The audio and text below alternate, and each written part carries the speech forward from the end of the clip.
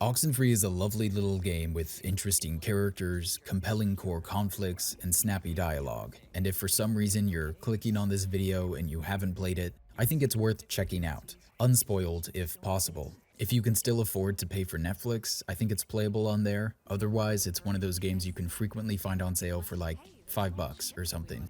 I really enjoy this game. It's been kind of stuck in my head since I played it back in 2017 as a testament to what games can be and to how we can tell stories in this medium. It's charming, it's innovative, it's bold, and I think it tells a compelling supernatural coming-of-age story on a first playthrough and only shines brighter if you stop and examine it more deeply. What starts as a night of partying on an island slowly turns into a dark adventure that doubles as a moral canvas, and both Alex and the player must reflect on the cause and cost of courage.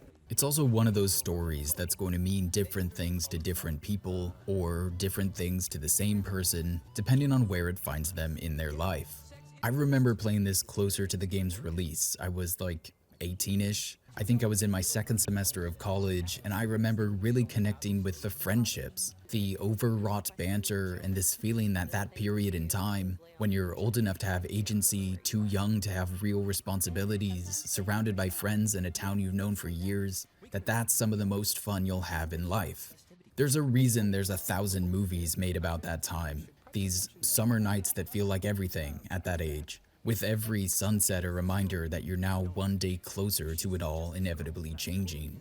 And when I decided to cover this game in between my heavier hitters, that's what I thought I'd be exploring. How effectively it captures the mundane ferocity of dying youth, the elements that make for a good coming-of-age story. But sitting down with it years later, I ended up connecting more strongly to a completely different theme. One that lingers in the background on a first playthrough, but comes into sharp focus on a second. Because I'm older, you know? I mean, I'm not old, but I drive a Corolla. I love it, but it's scientifically proven to be the most boring car in existence. I no longer spend my midnights haunting public parks or appealing Sherry's booth with friends. Thank God. My back was hurting from all the time I spent hunched over a desk working on these videos, so I spent half the money I made from AC2's first month on a standing desk. I haven't been that excited to put something together since I was like a child playing with Bionicles. Because, despite my middling efforts, I'm older now. And in the back half of my 20s, the elements of Oxenfree's story that have resonated more with me are about death and inevitability. Contained within this game is a charming and witty coming-of-age adventure, but the portion that really struck a chord with me were the beats where it forces Alex and the player to confront the inevitable, challenges us to find purpose and joy in the face of it. We'll see characters who just give up, characters who overcome tragedy to find purpose, and characters who are stuck somewhere between the two, fighting. The adventure part of this game still charms me, but it's the far more adult concept of grief and purpose that really moved me revisiting it all these years later. 3 quick things before we keep going. This will not have any spoilers or deliberate references to Oxenfree 2, mostly because I haven't played it yet. There's also some very brief, very ambiguous, supernaturally infested suicidal imagery in a scene in Act 2. That's a visual I'll only show once, and it's got another verbal warning before I show it, so if that's not something you're in the mood for today, it is avoidable, but I definitely understand if you wanted to click off here. Last one, on the music, you can't turn it down, nor is there a setting to turn it off, and in the opening moments, it tends to overpower some of the other audio. Sorry about that, it will settle down around the time Alex and Jonas enter the cave. Alright, this video is long enough already, let's jump in. You don't have to make me feel better about getting you trapped on Horror Island. Horror Island? It sounds a little different than what we're on right now. Why would you think I said Horror Island? I don't know.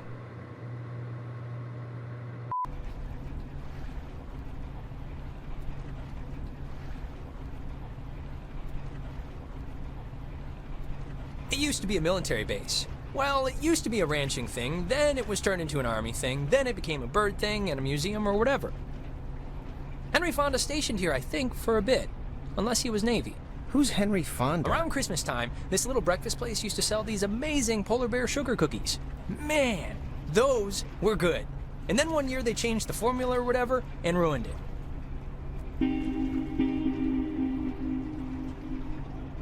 Alex? Hey, still with us? I love this opening so much. Even at the safest, most mundane point in its story, Oxenfree goes out of its way to drop us right into the middle of something that will take us a second to fully understand. We immediately get the idea that we're in a world that doesn't revolve around our character, that these people and this place have a history we don't know about. This casual decentering happens subtly in the first act, and gradually becomes more explicit and impactful as we move towards the game's devastating conclusion. By the end of the 5-minute ferry ride, Oxenfree has introduced half its cast with efficiency and wit. The dialogue is a little too performative, but that's done with intention. In its casual moments, Oxenfree's teenagers are quick-witted and articulate, usually bending conversations towards a strained punchline trying to make each other laugh. It would be tiresome if it wasn't done so tactfully, but the more vulnerable they become, whether they're scared of the ghosts or emotional honesty, the more their speech breaks down into an all too familiar cadence of ums and ahs. The repartee downshifts into stilted, mundane confessions. It feels real. They feel like your old friends, your old conflicts. On the ferry ride to Edwards Island, Ren is playing the role of the slightly uncomfortable host. He's trying to make Jonas feel welcome, he's talking about the old days or the night ahead, and like most 16 or 17-year-olds, his filter leaves something to be desired. So, how do you two know each other? Oh, from way back when, like Paleozoic, grade school era. Young enough that I've seen her in a bathtub and it wasn't sexual at all. I mean, we both looked like little skinned... Ren, why are you even talking about this? It's humorous, right? It's just interesting. I think it's interesting. Ren is a menace of the mostly innocuous variety. He's a bit of a disaster, but his heart is usually in the right place. Part of the reason he had Alex bring the radio is so they could catch his band playing on their school station.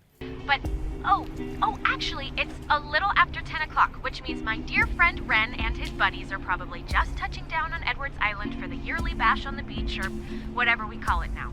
But anyways, I promised him that I'd play a song from his band, so hope you're listening, Ren. Here are the Red-Headed Bedwetters with Baby Carrots.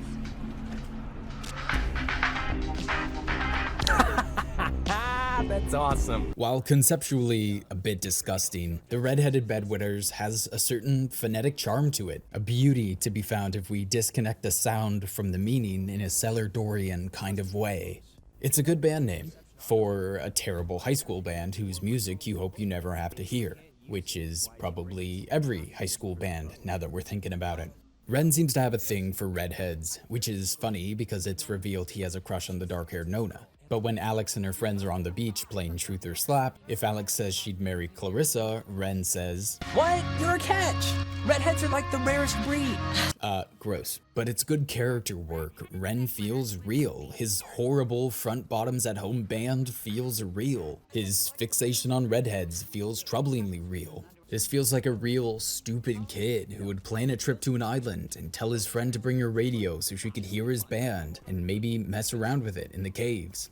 The trio make it to Edwards Island, and as the ferry sails away towards the mainland, Alex and Jonas have a private conversation about their weird situation. Alex can be snarky, kind, or even, I think, silent. There's an achievement for going through this game without saying a word, which is kind of fun. I like to be nice in games, so that's the way I played Alex. But all of the options felt believable for a teenager, and especially this teenager. Alex won't really be a radically different character from playthrough to playthrough. On the way up the hill, Alex and Jonas pass by a monument to the USS Kanaloa. They joke over the radio tour, which claims that the submarine was sunk on October 28, 1943 by a Japanese subchaser. War is hell. Yeah, my dad had a bunch of comics named that from like the 70s, but it was like literally Marines fighting Satan or dinosaurs or something. Anyone with a vague awareness of the Pacific Front in World War II is probably raising an eyebrow here. It's the first clue we get that something is amiss on the island, that there's certainly more going on here than meets the eye. For now, we're gonna keep moving. Alex and Jonas meet back up with Ren, and he talks more about the island as they walk to find the rest of the party. We get our first mention of Miss Adler, along with Ren's insistence that she won't come up again, a sentiment Alex ignores. Man, that woman won the life lottery. 70 years of sleeping with the window open and smelling the ocean. You'd be okay with never leaving. Never leaving. Just there. All the time. Well, if it's on an island, then yeah. Monkey butlers, lobster wives. It's the dream. Oh yeah, what was I thinking? Lobster wives. It's the dream. Jonas, did you know that a little birdie told me that our Alex here is thinking of going out of state to college? Oh, really? Yeah, so... And did this little birdie tell everyone he did Susie Lyons even though it was only over the pants stuff? Just because Mark spends his study hall at the advisory board doesn't mean he's allowed to look through our submissions. Look, Alex, if you are thinking of leaving, I just hope you're doing it for the right reasons. That's all.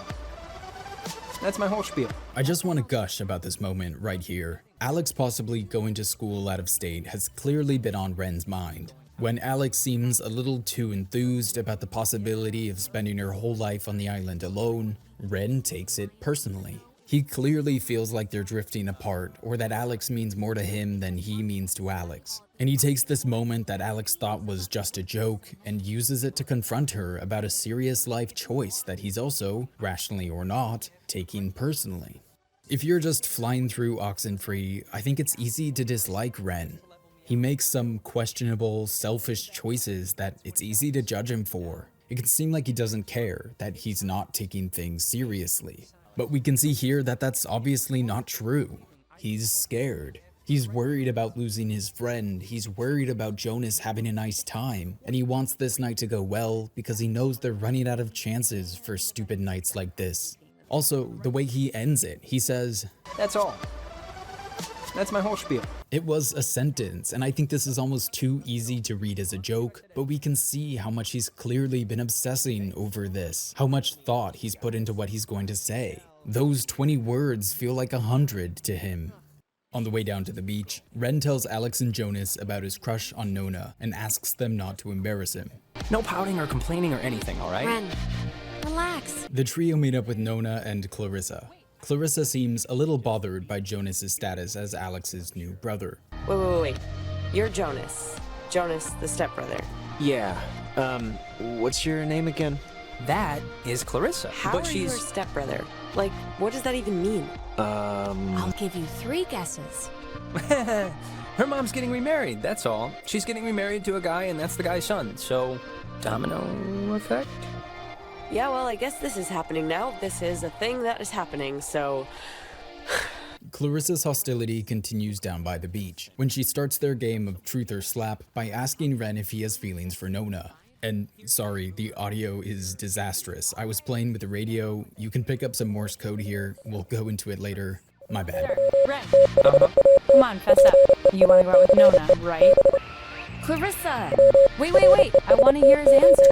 Clarissa, come on. You're supposed to ask, like, have you ever stole something? Not super weirdo probing stuff. You ask probing stuff if you play the game right, Alex. Look, it's tough to gauge. Something like... Enough stalling. I know you want to sample the goods. Now just say so. This is a really interesting moment for Clarissa, though it's one of the handful of lines that really doesn't work for me. Sample the goods? Nobody talks like this unless it's 10:47 on a Saturday in a Costco. Clarissa is a traumatized teenager and possible future English major. She's probably a little tipsy at this point. The phrase sample the goods feels too benign, too innocent. I don't know. But what I like about this scene is that she's not just being malicious, and that's why I think she phrases it like that and not something more cutting. Depending on how this night goes, Ren and Nona do get together. Clarissa, as Nona's best friend, probably knows that Nona would be open to this, and this might be her way of helping. She doesn't want to make a joke out of their possible attraction, nor does she want to overly objectify her friend for a laugh. So we get this awkward little line about sampling the goods that's somehow both too chaste and too commodifying. Ren denies having feelings for Nona, though awkwardly enough where everyone around the fire got all the information they needed to anyway, and he turns the next question to Alex. Okay, marry, screw, kill. Me, Nona, and Clarissa. Why? It's fun. It's funny, I don't know. And Jonas is family now, technically, so he's excluded. I'd probably marry Clarissa. Okay, why? Right there. I mean, why in God's name would you marry me of all people? What? You're a catch. Redheads are like the rarest breed. Just to make you mad. And to get half of your stuff in the divorce. Whatever, who cares? Okay, you're going down the line. Nona, she seems like she'd be present and giving, unlike some people here. Hey, I'm present. I wouldn't lose my place or nothing. Scout's honor. Oh, God, this is such a horrible turn. And wait, that means you kill me? Out of everyone here. Hey, you wanted to know. And I'm the only guy. This is Miss Andrew. Miss Andrew, I say. In retrospect, I wish I was a little nicer to Ren. Once you start a close reading of Oxenfree, it's very clear that he's scared of losing Alex, or at the very least feeling a little insecure in their friendship. He's worried about her leaving, he's worried about her not having a fun time, and he uses the game to ask her about their friendship without having to make himself vulnerable. Essentially, are we still good? On a first playthrough, it's teenagers being teenagers, but later in the game, of course, there is a serious moment where you're given the chance to sacrifice a friend. To the players that said they'd kill Clarissa here, which, given how unpleasant she is in her introduction, is probably a fair few, they're essentially going to have that opportunity later. That's what really impresses me about this game's opening minutes. Almost everything has multiple layers to it, things you'll notice when you're playing through the loop again. We're about a half hour into this game, we're a few minutes away from unleashing the Sunken onto our reality and possibly forever trapping Alex in a hellish time loop, and we feel like we know most of these people, they feel real. And that's great, because they're about to be split up for most of the mid-game, so we had to connect with them here. They're what's at stake. The Sunken don't really pose a threat to the rest of humanity, just the people on this island on this one night the door was opened. If you don't care about Alex or her friends, then you're not really going to care about the rising action for the rest of the game. Alex, Ren, and Jonas chat by the mouth of the cave. We learn that Clarissa dated Alex's brother about a year and a half ago, and that Alex thinks Clarissa never liked her. Ren thanks them for trying to cover for him and admits he just ate a pot brownie, one that kicks in, like, too fast. I could be wrong, I don't have personal experience with this, but even I know that, like, come on, it takes longer than 45 seconds. Jonas hears a sound from inside the cave and sets off to investigate. Fortune favors the bold. Bye. That was an odd... Wait a minute! Jonas! Well, I am going to just rest against here, because I think I mismeasured the magic. Again, I'm reasonably confident, I'm like 58% sure that this isn't how pot brownies work, but okay. Alex and Jonas descend into the cave. This descent is interesting, especially on subsequent loops when you know what you're walking into. This is the space between the mundane and the supernatural. We haven't crossed that threshold yet, but this is where we'll find it. It's a little creepy, but I mean, it's all just a cave. Just a natural cave. So much of Oxenfree's thematic cleverness in this first act revolves around its harnessing of liminal spaces. And we're talking about liminal in the literal sense. There's a ton of writing and content about liminal spaces in horror, a concept that has taken on a life of its own, this uncanny, mundane horror that's really interesting. If you've heard of people talking about the back rooms, that's referred to as a liminal space, but that's not what we mean here. Oxenfree is playing with the liminal in a more purely literal sense. The place or concept between other places or concepts, literal or metaphorical areas around thresholds. And this cave is a striking example, but it's not even our first one. The game begins on a ferry, the space between their hometown and their destination, and we're just kind of dropped there, right as Ren is wrapping up a little speech about Henry Fonda and polar bear sugar cookies. Alex? Hey, still with us? Despite the ferry being tiny, the driver is a silhouette that we'll never interact with. Our only contact with the outside world is a crappy handheld radio.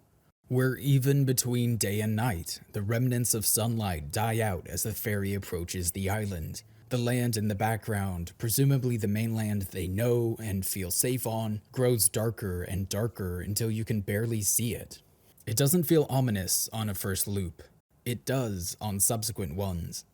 The cave is our liminal space between the mundane and the supernatural.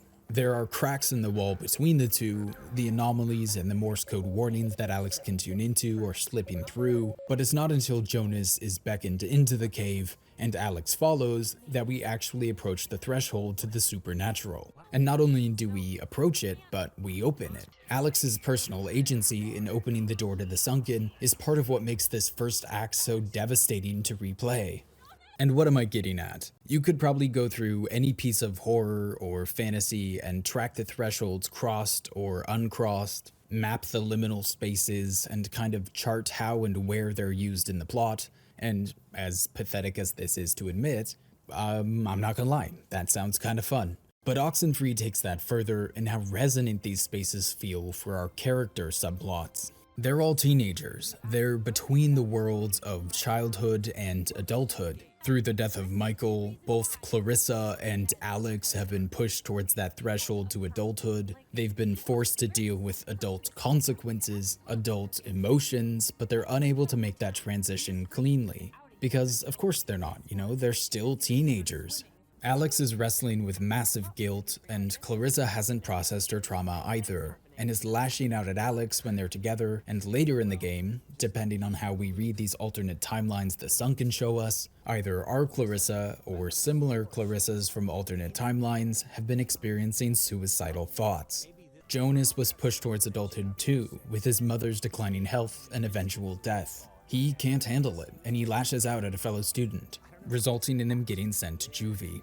In Oxenfree, we're between worlds in every sense of the word. We're between childhood and adulthood. We'll explore the area between life and death, between the mundane and the supernatural, between leaving and staying, and friendships and rivalries, or friendships and romances. And what is Alex's power? To navigate those thresholds. For good and ill, Alex controls our entry and exit from those spaces. Alex can use this night to come of age, she can make an adult decision, she can become a leader and make a selfless sacrifice, or she can take an easy way out by sacrificing Clarissa, who is someone that can be very easy to dislike, unless you take the time to understand things from her perspective. Alex controls who lives and who dies, Alex controls who escapes, our actions control whether or not Ren and Nona get together, Jonas and Nona get together, whether Jonas views Alex as a friend, whether Jonas talks to his mom, or if Michael stays with Clarissa. It's all on her, it's all on us. Oxenfree's consistent use of liminal spaces in this first act makes everything feel a little unstable, a little uncanny, both practically and thematically. We're not meant to settle into this island, to relax and enjoy these friendships, because these teenagers aren't either. Even before the encroach of the supernatural, tension and anxiety lurk under Oxenfree's opening minutes. And while we're on the subject of thresholds, I don't think it's a coincidence that down in the cave, we seem to get a nod towards one of the most iconic gateways in the English canon. Apart from the, triangle, this is honestly the craziest thing in here. Like, how did it even get in? And I mean, aside from some, water damage, it's not really even that junky. I think I came across 2 wardrobes over the course of my childhood, and I absolutely remember crawling into them the minute I was left alone to check for a magical land of talking animals and witches and free candy. So, that's the kind of keen scientific mind you're dealing with here.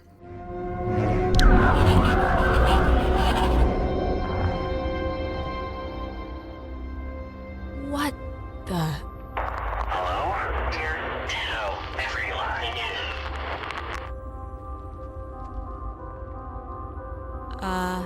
Hello? Sleepy. Time. Count. Everything. Fine. Things. There. Same. Don't know. If. Leave. Is possible. This is insane. I don't know what... Listen. Bobtail. Shavetail. Sleepy. Time. Count. Is. Leave. Possible. I don't know what you mean, so I can't... Bobtail. Leave, children. Bye. Brothers. See you soon. Alex! Jonas!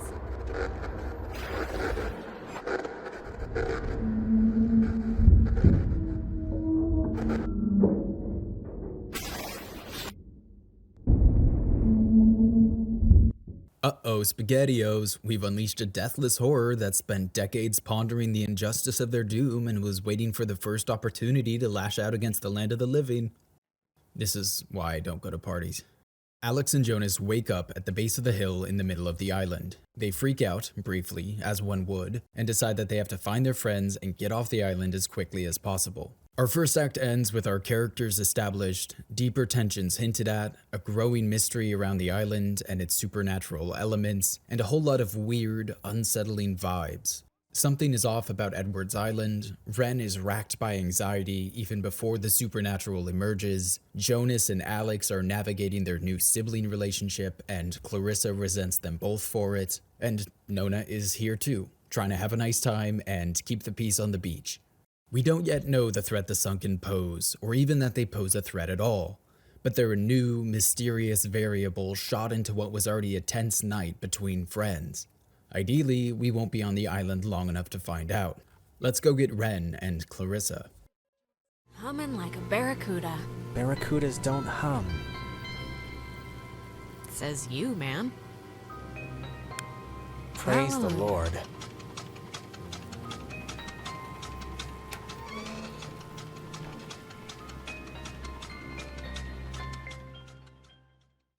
With the characters and conflicts masterfully established in our first act, Oxenfree's second act starts to play with them more seriously. Alex and Jonas will bond as the night goes on, Ren will struggle with anxiety and abandonment, Clarissa a devastating mix of wrath and grief, and Nona will fight to make sure that Alex and the gang don't leave Clarissa behind.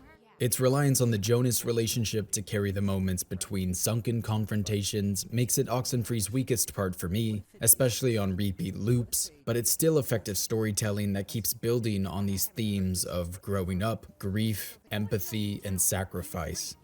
Alex answers the phone in the communication tower, first taking a call from a panicking Ren, then switching over to hear from a very confused Clarissa.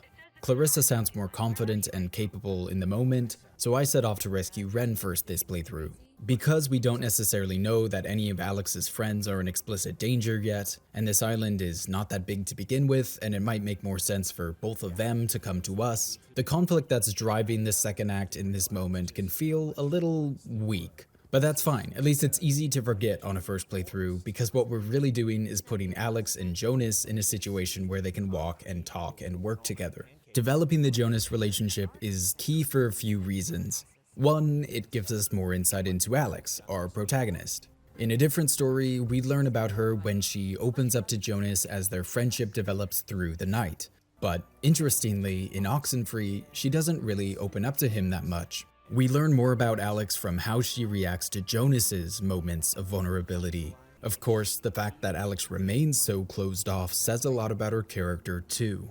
This bond also raises the stakes for the possible resurrection of Michael. If Alex plays her cards right and changes the circumstances that led to her brother's drowning, then suddenly Michael appears on the boat back to the mainland. But if that's the case, she and Jonas aren't step-siblings anymore, and it's implied that Michael was her companion for most of the night on the island. To save a brother, she ends up sacrificing another one. Since the broader structural conflict is at its weakest point here, it was important that the dialogue really shine. And on a first loop, I think it does. But I just want to make sure, that we know where we're going. Yeah, of course. It's just over the river and through the wood, like the song. Yeah, but in the song, the horse knew the way to carry the sleigh. Through the white and whatever snow. Yeah, and in this particular scenario, I am the noble steed who will lead us merrily to grandmother's house. And grandmother being Ren, right. I don't know if I've said it enough in this critique, although now that I'm thinking about it, I don't know that I've said it at all, but this game is laudably ambitious with its dialogue. In the behind the scenes videos, I think the main writer even mentions that the script ended up being around 12,000 lines. 12,000! Like, just for comparison's sake, a Telltale game, we would count it in lines, and a typical Telltale game was like 2,000 lines, and this game had 12,000. So it had quite a bit much more. And most of it is really good, like this bit I just highlighted here. This is one of those classic moments in an adventure story, this appeal to narrative to reinvigorate or to inspire or to distract. Where does Alex's mind go when Jonas is nervous about walking through this strange woods at night? To an old, goofy song everyone learns as a kid. We are reminded of safer, more innocent times, of other adventurers who survived their journeys, who made it to grandmother's house. And crucially, we're pulling from childhood. Alex is drawing on the comfort of youth, but she's not retreating to it. I think Oxenfree prompts us to keep a close eye on how these teenagers are handling the transition into adulthood, and we're seeing Alex handle that well here. She takes the song, presumably the positive, safe feelings associated with it, and uses it as a comfort to continue her adventure to rescue her friends. So Alex and Jonas continue their trek through the wood and, depending on your dialogue choices, continue to bond. I think it's very deliberate that Alex isn't given anyone with whom she can have a romantic intimacy. This would be a very different text if Alex had a romantic dynamic with Ren or Jonas or Nona or Clarissa, but for various reasons that's off the table with all of them, and I think it gives our story a lot of room to breathe. Romances are fun, but they're hard to do well, and they're especially hard to do without sucking all the oxygen out of a narrative room at times. You see this a lot with sitcoms. It can be very easy for the conflict and the structure and the lesser dramas to all bend around a romance, and usually the entire product suffers as a result. But that interesting decision to not tell a romantic story ends up leading to a different problem. Oxenfree's primary platonic relationship just isn't that compelling, and that's something you start to notice during this slightly meandering second act, and certainly on repeat loops. Alex and Jonas have very similar senses of humor, similar core values, they've both experienced loss. Jonas is a little more cautious and has this old-timey chivalric streak that Alex can find condescending and annoying, or take in stride and tease him for, which is mostly what I did. Yeah, the guy means well. Being terrorized on an island by unseen forces really makes you miss television. Well, maybe if we get the power working, you can catch up on the soaps. I found the circuit breaker. Wait, like the first thing it says is, beware of overload. Do not attempt restart without supervision. So I don't know. Terrific, you'll be my supervisor. Supervisor Jonas. So what does it say to do? Just let me do it. That way, if something bad happens, you know. That's very sweet. Really, but I'm not the type of sister you need to throw your coat on the puddle for, okay? Okay, it's your barbecue. I don't really know why I find this core friendship to be somewhat disappointing, because there's a lot of well-executed moments like that one, and for the most part, it's a believable dynamic that evolves as the night progresses. They start out trading jokes and making increasingly worried comments, and later we get to a point where they're talking honestly about their past and their fears. They're vulnerable with each other in a way that only real friends are. I think it can be very easy to dismiss Jonas as an all too convenient character for Alex to just bounce dialogue off of. A cynical take of this character might be, oh, you could replace him with a rescue dog named Chauncey and almost nothing changes. And I would know, because I wasted like half a page on that take at 4 AM with an increasingly pounding headache before I came back the next day and realized it was both uncharitable and willfully ignorant. Because, yes, okay, in the major moments of Oxenfree, he's pretty passive. Alex's unwavering right-hand man. He never operates the radios, never really comes up with any ideas of his own unless the player takes too long and he gives them hints. In certain loops, Alex can be possessed and he just seems to wait it out. He doesn't use the radio to free her the way she frees others. But let's be curious readers, you know, the ibuprofen is kicked in, let's examine this properly. Jonas doesn't really affect the teens versus ghosts plot, RA plot.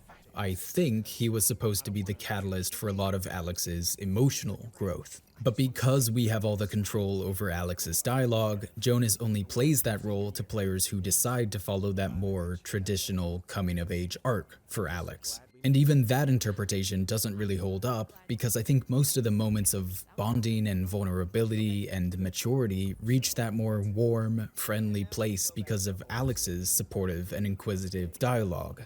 Alex is leading this party both practically in our A plot and emotionally in our B plot. And that's not really Oxenfree's fault, because they wanted you to have full control over Alex.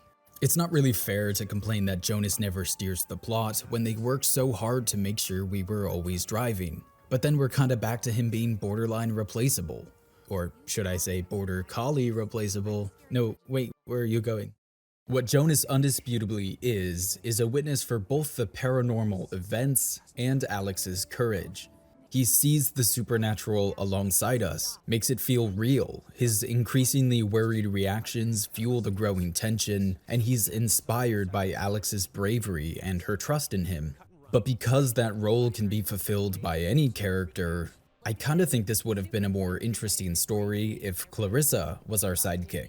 She openly resents Alex for Michael's death. She shares similar feelings of confusion and loss and purposelessness. That dynamic is complex and historied enough to carry the second act not just on loop 1, but on subsequent loops as well. It'd be an emotional minefield, navigating it to get to a place of intense platonic trust and intimacy, especially when the possibility of Michael's resurrection surfaces, would be more difficult and more rewarding than this simple relationship with Jonas. Swapping Jonas with Clarissa would breathe more life and conflict into these quieter periods and make better use of the time loop story than Jonas would, but of course that would cheapen the sacrifice moment later. Right now that choice is so well executed to me because Clarissa is still somewhat alien to us. Alex has to be empathetic and understanding and just to make the difficult adult choice and not let them take Clarissa, to not take this easy way out. So, I don't know. I don't know that I have an elegant solution for that. Alex and Jonas are able to power up the lift to get to Ren, though the process is interrupted by their first paranormal encounter since the cave. Would have been better had it never.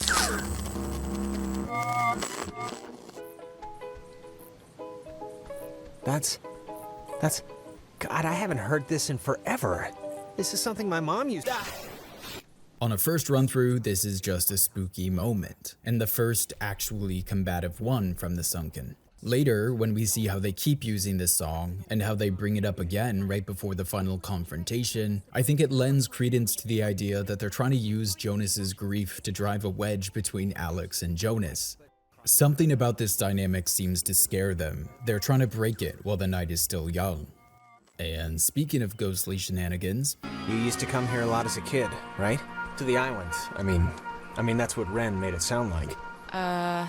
Do you ever get deja vu? I feel like didn't we just walk through here? Huh. That's funny, I don't think we have. Jonas reflects on trips he used to take with his family, and at the end of the little lake, the loop wrenches Alex back again. You used to come here a lot as a kid, right? To the island. I mean that's what Ren made it sound like. Something's wrong. We've already done this, like, twice. Done what? 'Cause I don't remember any of this. Jonas, seriously, you don't remember?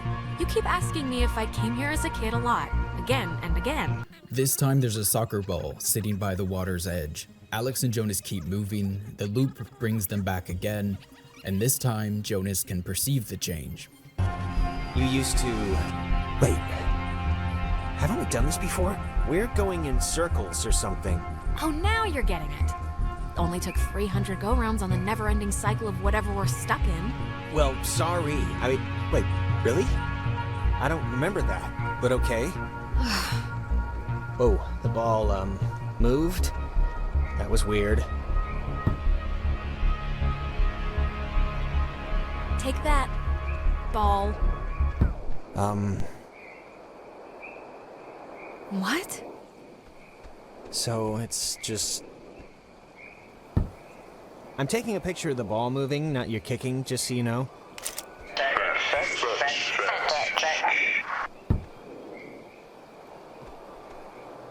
Alright, who are you? Maybe don't antagonize whoever. Okay. The crumbling brick wall, which had been relatively clean on previous loops, is now covered with graffiti. Do over, do over, do over.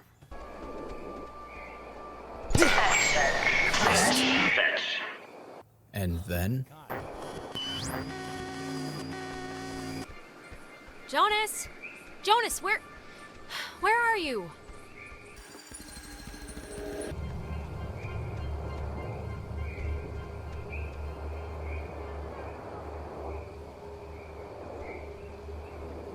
How am I Is this an optical illusion or something?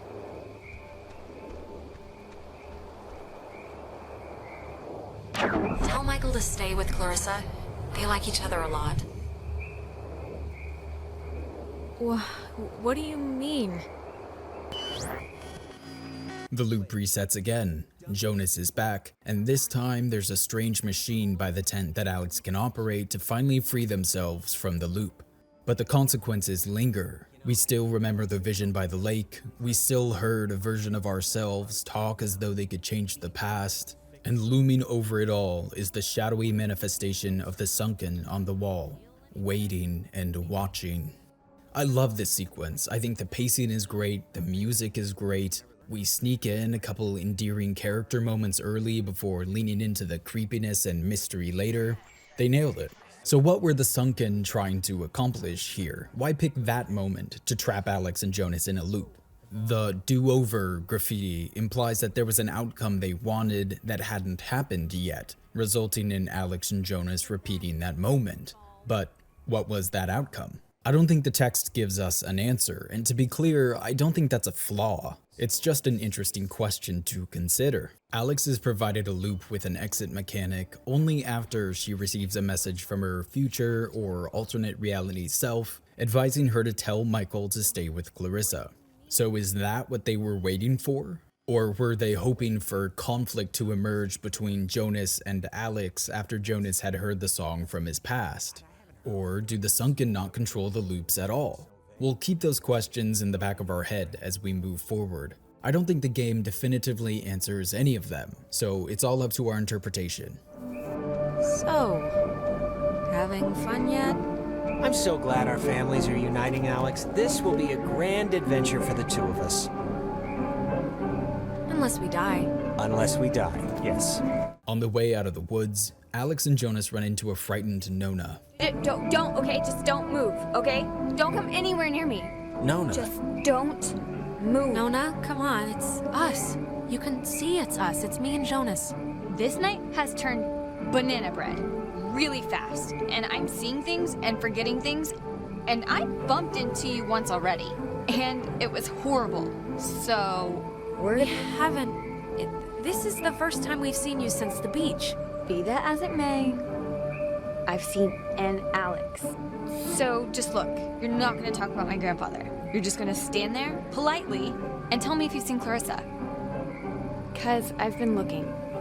Clarissa's No, we haven't. But we're looking for Ren right now. So have you maybe seen him? Hey, wait, I'm wrong. Look at that. Jonas takes an action here. He interrupts my Alex when I was about to tell Nona where Clarissa was.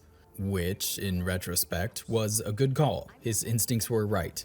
The Sunken are able to control Clarissa and the world immediately around Clarissa very easily right now. Nona going there might have ended disastrously.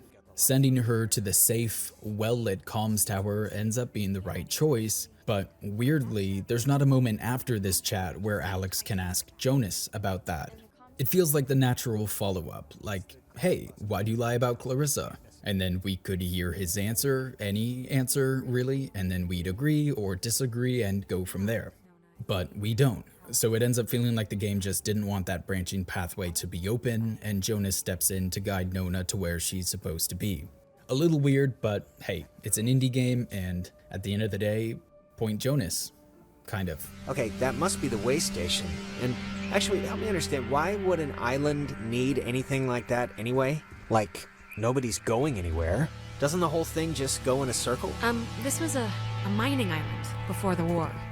And the land, as you can tell, it wasn't really conducive to most different ways of transport, so they dug into the hills and laid down tracks and carted the coal by freight to the pier for the boats. Can I ask you something? Yeah? You think I'm kind of a slacker idiot, right?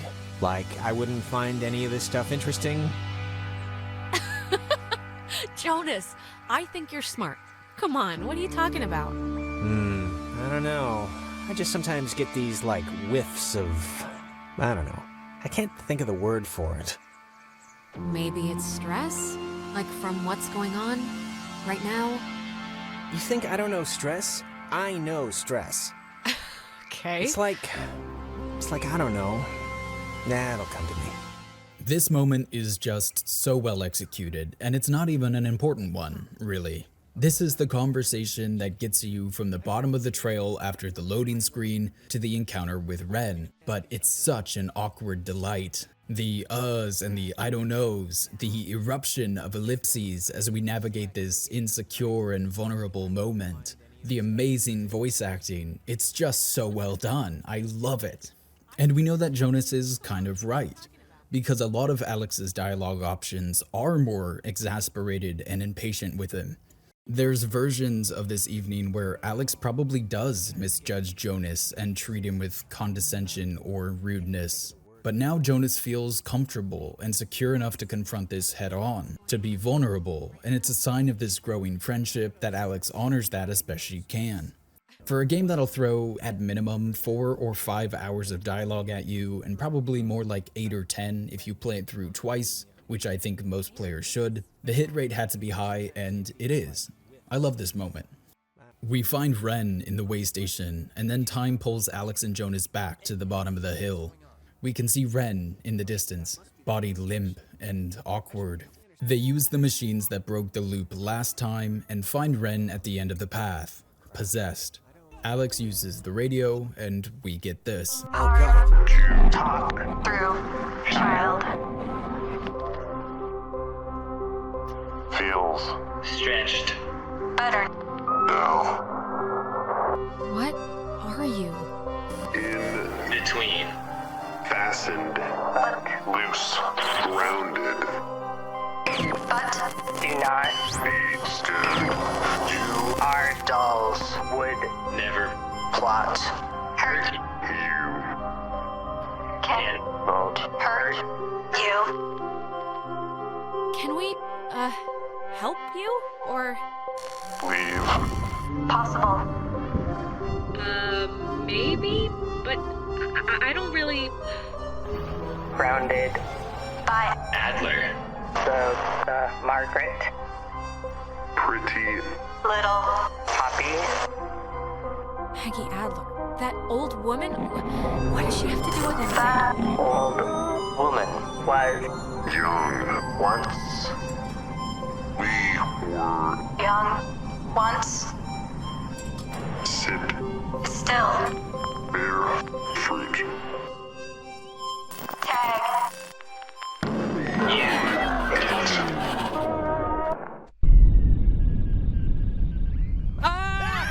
Holy mother of God. You guys, Holy mother indeed, what a scene. We get an important clue in our mystery that these spirits are connected to Maggie Adler, and they imply that something occurred when both Maggie and the spirits were younger. More striking than that clue, however, is hearing Alex's voice come through the portal when they talk about whether leave is possible. Maybe? But I don't really... Because that's not our Alex from our past. Remember what we said in the cave this timeline was, Is possible.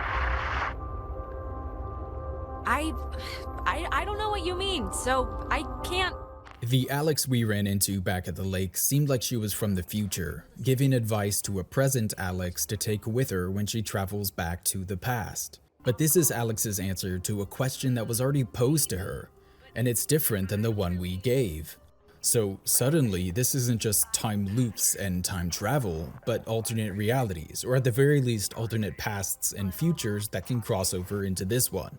But only if you're paying extremely close attention do you catch this reveal early. If not, it's just a moment of uncanniness. Alex and Jonas send Ren to the communication tower to wait with Nona, while they go onto Fort Milner to find Clarissa.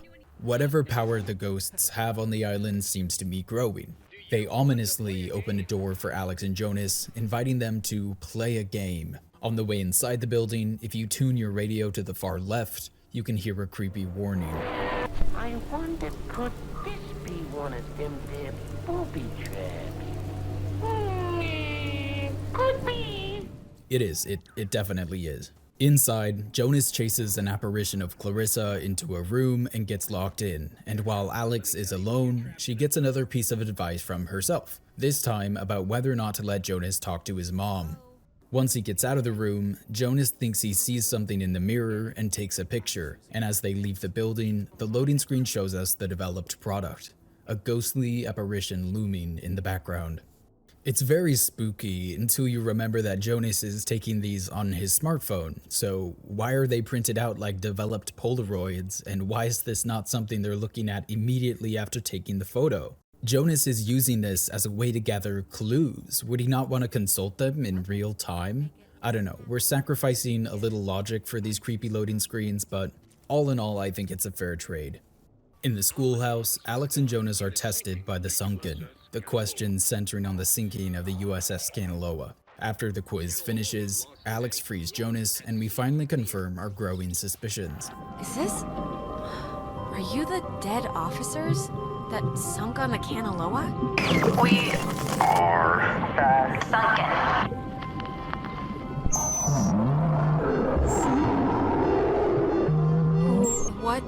What do you want? For the first time.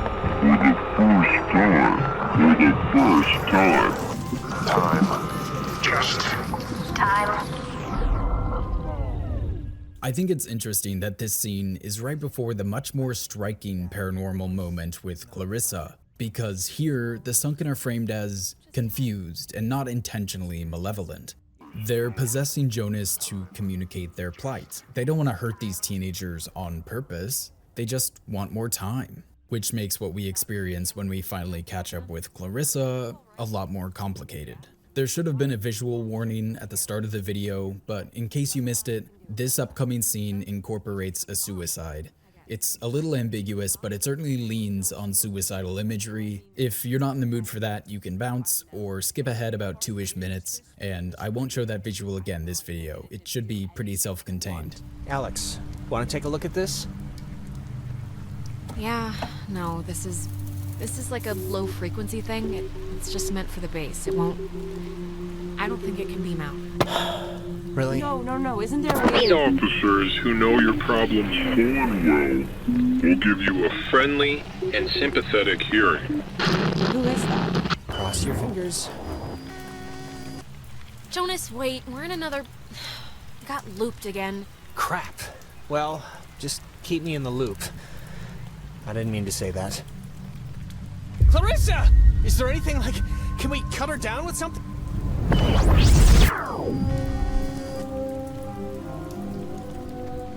Clarissa? I would have swore she was in here. Better gone than dead. Oh, maybe this was the thing, the radio she was using. If we can get it to... I mean, she got it to kind of work, so... Yeah, it only broadcasts within a short space. It's not gonna do what we need it to.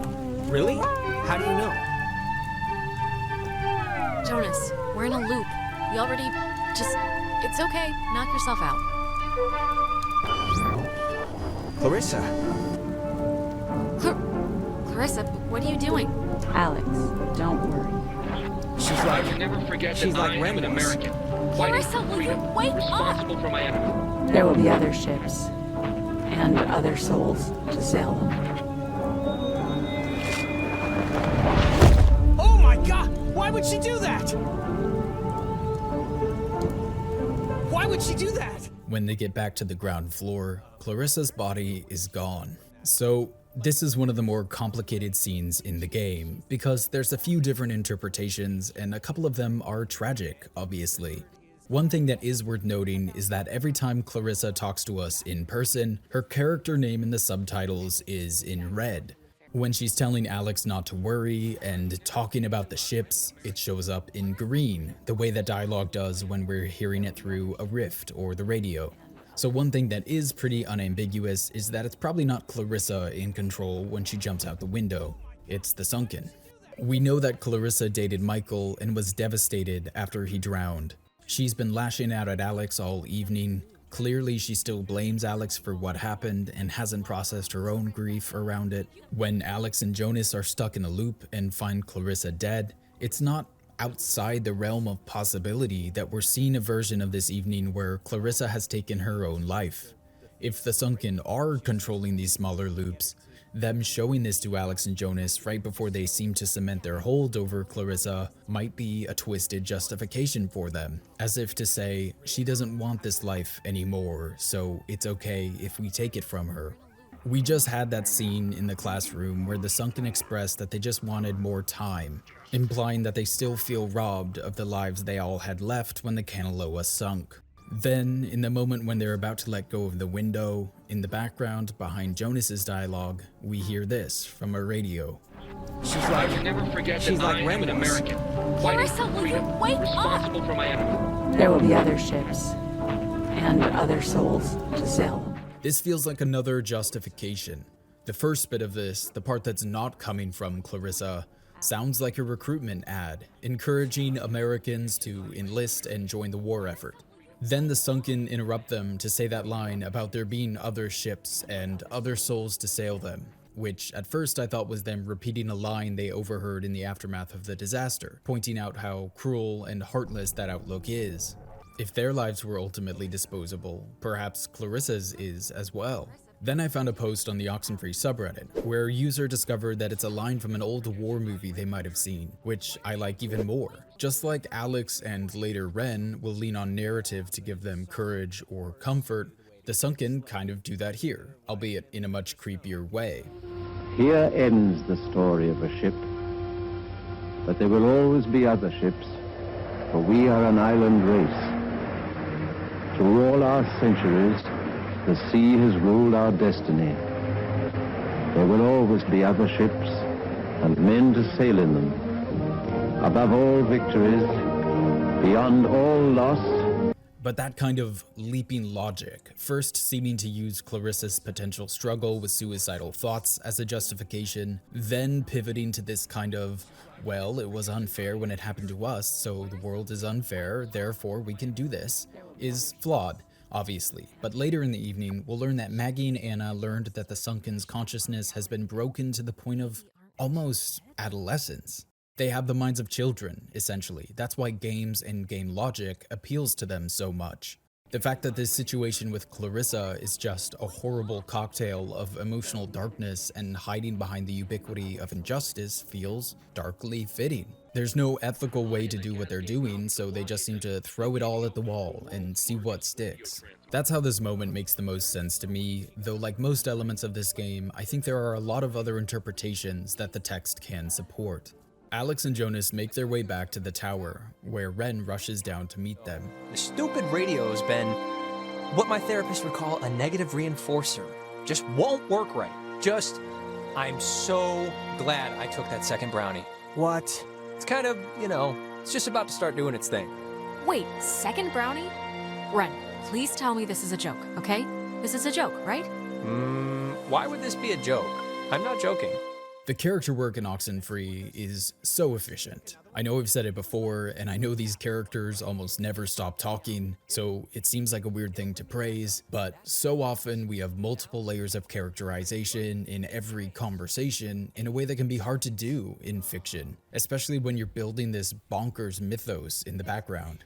Here, we learn that Ren is in therapy, which is unusual for someone at his age, and he's taken it seriously enough to remember and recall specific phrases that he's been learning. And that's kind of it, really, which I like. We don't know when it started, if there was an inciting incident. He's known Alex for most of their lives. They've been friends, so it's possible he was close friends with Michael and was affected by his death as well. It's valuable dimensionality to his character at a time when he needed it, because he's just done something pretty short-sighted and irresponsible. Before we get into that fight though, Alex tries to explain what's happening to Nona. But, hey, have you figured out what's going on yet? You have to know something. You've been, out there. Yeah, we have. Look, we tuned into something in the cave, and it was like Gabriel sounded the trumpet. Just everything went terrible. And, ghosts. I had to go look this reference up. Apparently, Gabriel is often associated with playing the trumpet to herald the resurrection of the dead, I think to kick off Judgment Day, but that's apparently not something the Bible specifies, and most faiths didn't depict Gabriel specifically as the trumpeter. It seems like that misconception came from popular artistic depictions of Gabriel as the trumpeter, which kind of took on a life of their own, but that doesn't really matter for our purposes. Alex is alluding to Judgment Day. Judgment Day, or you'll sometimes see or hear it referred to as the Last Judgment, is an event that many different faiths seem to believe in some form at least. I think examining the Catholic version is most applicable here, in which all the dead are resurrected and then judged, and, quote, all who are in the tombs will hear the Son of Man's voice and come forth. Those who have done good to the resurrection of life, and those who have done evil to the resurrection of judgment. And we can see why Alex has drawn this connection, and it's only going to become more apt as the night progresses. The sunken return to our world as a result of our actions. We bring them to life-ish. And at the end of the evening, one way or another, they'll be at either a somewhat more permanent rest, or have a mortal body or 5 in which to live. While we're flirting with the biblical, I also looked into whether there were possible similarities between Gabriel and Alex, not just the events they bring about, and I didn't really find anything. During that process, I ended up checking out the etymology of the name Alex though, and since we'll learn in the Adler house that it's short for Alexandra, then we know it comes from the Greek words for to defend and man, Alexian and aner, so Alexandra is a defender of man. And with escape being their best defense, Alex is supportive when Ren suggests going to town to get a key to the Adler house, where he thinks there's a boat they can use to escape. Then a fight breaks out between Jonas and Ren about who should go with Alex. I go with Jonas here. Sorry Ren, like my guy, I don't blame you for eating more brownie, but that means you're on the B team for now. He doesn't take it well. What? First you ditch me back in town to talk to this guy about God knows what, and now that stuff's gone crazy, you're still picking him over me? Him? Him? And this is such an asinine response that we really have to remind ourselves that Ren is scared he's losing Alex. It's clearly been on his mind, and he's been reading into all of these moments all night. Let's take a look at that moment back on the dock. Actually, I don't mean to be the guy to break us up already, but Ren, can you do me a favor? Can I have like 2 real quick minutes with Alex for a second? And you can, we can run up and meet your friends? Really? That's kinda... It'll take 3 minutes tops. All right, bud. Look, I don't want to go up by myself. I mean, can't we just stick together? You're gonna have all night to say, like, whatever. But since you want to meet up with your friends anyway... We're all gonna meet up with them. It's fine, Ren. Go on up ahead and we'll catch up with you. Okay, I guess. Though this is a really strange way to start off, splitting up.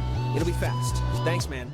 This is a normal human interaction. A stepbrother wanting a quick, quiet word with his stepsister that he just met before they go meet up with a party. This is not about Ren. Alex isn't choosing Jonas over Ren here, she's just being a normal human being. And the fact that we now know that Ren has decided this was a consequential choice, Alex picking Jonas over him, says so much about his mental state right now. Hopefully the next time he sees his therapist, they'll help him understand that his hatred towards Jonas is just a symptom of his anxiety about losing Alex, or of Alex no longer enjoying their friendship. He doesn't seem to understand that now, obviously, because he's like 17 or something. He doesn't have that perspective. He's an idiot. They're all kind of idiots.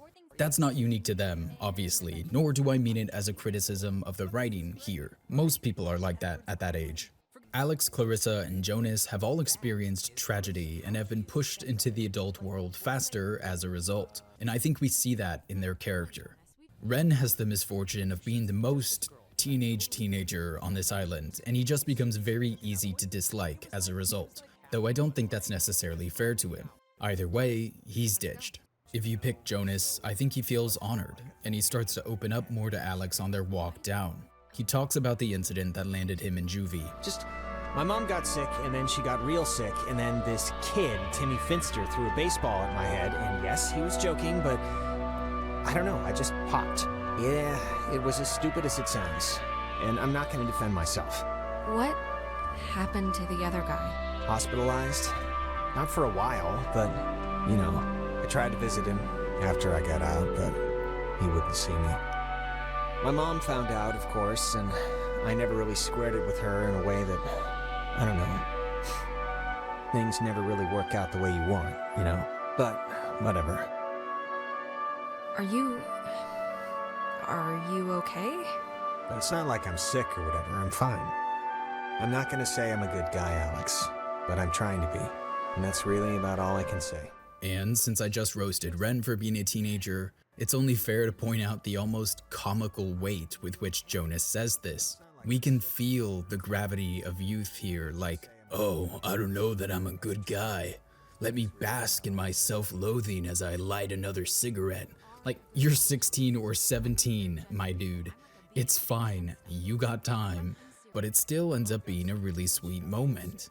This is Jonas being vulnerable, honoring the friendship he's built with Alex all night, and trying to be seen as more than just the kid with a dead mom and the criminal record. But it's a confession paired with more regret. Part of his guilt is that he never really addressed it with his mom to his satisfaction.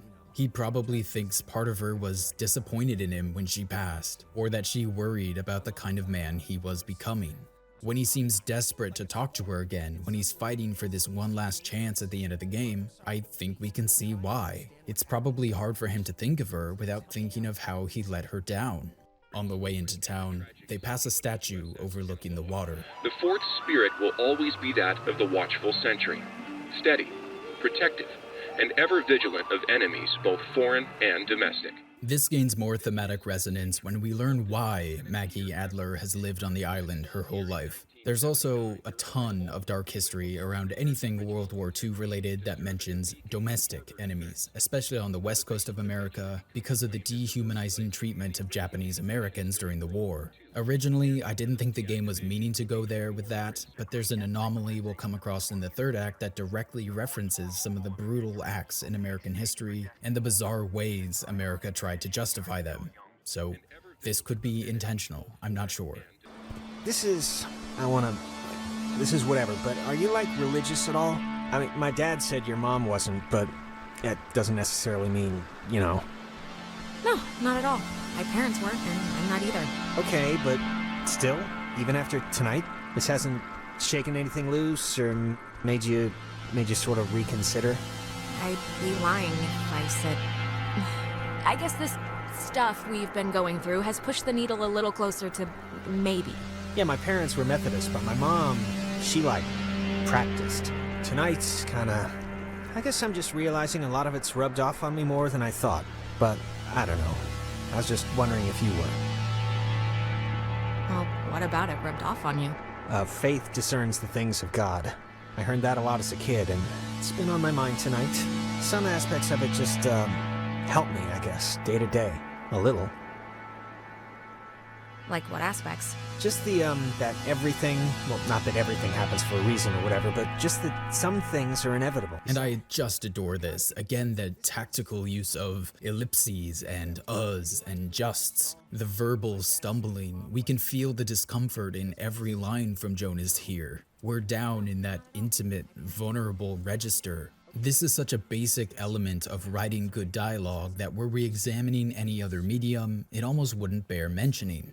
But the tragic fact is that so few games have good or even competent dialogue that when you find one that does, it's like water in the desert. But there is something so tragic is too lofty a word, but definitely ironic and sort of delightful about how language is often at its simplest in moments of heightened emotional weight. So much of the joy of language comes from its versatility and complexity, and yet the moments we need it most, like romantic declarations or breakups or talking about God while walking on an island haunted by 91 dead vengeful sailors, it feels so weighty, so hard to get it right. Every word is so heavy on the tongue that the musicality of language gives way to a meticulous caution. Super nerdy, but one of my favorite phases of dialogue in art is that transition down from banter or just day-to-day mundane conversations into that more intimate register. The transition from the "how was traffic" to "are you secretly relieved that your father died" kind of conversation. You can't, okay, that's not true. You could theoretically jump from traffic to some of the most complex human emotions, but in a piece of fiction that would feel jarring, unless it was played for laughs. This usurpation of the social norm. So I think we see this here with Jonas, though it's still fairly subtle since we've been with him all night. If you take Nona, however, this beat takes longer. Look how we descend from standard acquaintance pal chat into something more vulnerable, a story about Clarissa we'll cover later in the video. Oh, and don't tell anyone, but my birthday's in 3 days, and I'm having a thing, and you're invited. I think Clarissa's out of town, so it shouldn't be a problem. Well, happy early birthday. In my family, we celebrate birthdays all week, so you're 4 days late. You gotta get in the mind state. Thanks. I'm sorry. I don't even know why I brought it up. That's not true. I was thinking about, I'm worried about Clarissa and, I was thinking about my last birthday when, actually, sorry, never mind. This has nothing to do with anything. I'm just in a fog right now. Sorry. No, come on, I want to hear this. It was last year, your birthday. Go. I used to watch a lot of sitcoms, and they'll often get around this transition and save time by staging these moments in more emotionally tender settings, often as the final scene of the episode. Character A is off somewhere, often at night, usually alone, and character B finds them on purpose or accidentally and notices something is wrong, or sits with them and the thoughtful silence serves as that transition. The circumstances end up being a shortcut for intimacy, and since time is so valuable in network sitcoms, you end up seeing that a lot. You've probably watched that scene a million times. In my junior year of college, I was outlining a play, and I was calling these gear-shifting transitional beats a descent into intimacy, and my professor had to ask me what I meant, because I think they feared that I was scripting multiple adult scenes into a midterm project. Are you a sicko? So, don't call them that. But here it's not just the structure of the intellectually and emotionally intimate dialogue that's praiseworthy, it's also the content. Jonas quotes something that his mom used to say, "Faith discerns the things of God." I looked this up expecting it to be a common phrase among people of faith. It's not, at least I couldn't find it. I think it's a shortened version of Corinthians 2:14, which reads, "But the natural man receiveth not the things of the Spirit of God, for they are foolishness unto him. Neither can he know them, because they are spiritually discerned." So this seems like a passage that resonated with his mother, and at some point she distilled it into something a little pithier, a little more practical. Of course this would be of comfort to a woman with cancer, scared for herself and the family she knows she'll have to leave behind, and it seems to have brought her some comfort. And in this frightening evening for Jonas, he's clearly holding on to that idea. It's just a wonderful little moment that you can miss if you walk too fast that gives us so much insight into Jonas and his mother in a way that feels really true to life. And then, like so many other moments in this brilliant little game, we get another layer added onto it. But just that some things are inevitable. Some things are inevitable. We'll put a pin in that for now. Their conversation on faith and confronting the inevitable is interrupted by their sighting of Clarissa, sitting menacingly atop a streetlight. Had she a cat, she would be ominously petting it. Alex tries to free her with a radio, but the ghosts are able to thwart her. They appear to release Clarissa, but it proves to be another trick, as Alex and Jonas are pushed into a strange vision. You're gonna learn, Jonas, I swear to God. The town looks at her like she has a red letter tattooed on her frickin' forehead, and the giant, lit up Christmas tree reason why is that Michael is dead because of her. Because of her. Like, do you— It would take a very sick person to see it that way, and I would love to hear the explanation. Michael was gonna leave town. He was free, he was out of here, until this one convinced him to take her swimming for one last God knows what. And he drowned. He drowned in Horn Lake while this one could barely flap her arms. Clarissa. You weren't there. No one was there, so how the hell would you know? Everyone knows. Everyone knows the freak sister who let her brother die while she clung scared to the bowline. I believe this is the first reveal of what happened to Michael and the obvious guilt that Alex still carries. Clarissa's resentment is only heightened by her possession, but I think we're also led to speculate why we're seeing this. This seems like something the Sunken directly brought about. And why? Is it to drive a wedge between Alex and Jonas again? Or is it to further alienate Clarissa in the eyes of Alex and Jonas, to make her feel pettier and vindictive, so that when they later offer to take only her, we might be more willing to accept? We don't know, and I'm not sure there's an answer here. I also think it's interesting that Alex's guilt around Michael is because she wanted to go to the beach that day and not because he drowned saving her from something in a moment of sacrifice. It doesn't really lessen the tragedy, but it does miss the opportunity to develop a stronger through line of sacrifice. But that would come at the cost of making his death more storybook, perhaps cheapening Alex's actions at the end of the game by making it part of a narrative pattern, which is something I don't think Oxenfree wants to do. It stands out as an interesting moment of restraint. Food for thought, I guess. Alex and Jonas break into the store and steal the key to Maggie Adler's house, which turns out to be an upgraded radio. Beside it, they find a letter that confirms our suspicions about the island. This island and its history is a lie. Wow. Well, this is going somewhere. What? What could that mean?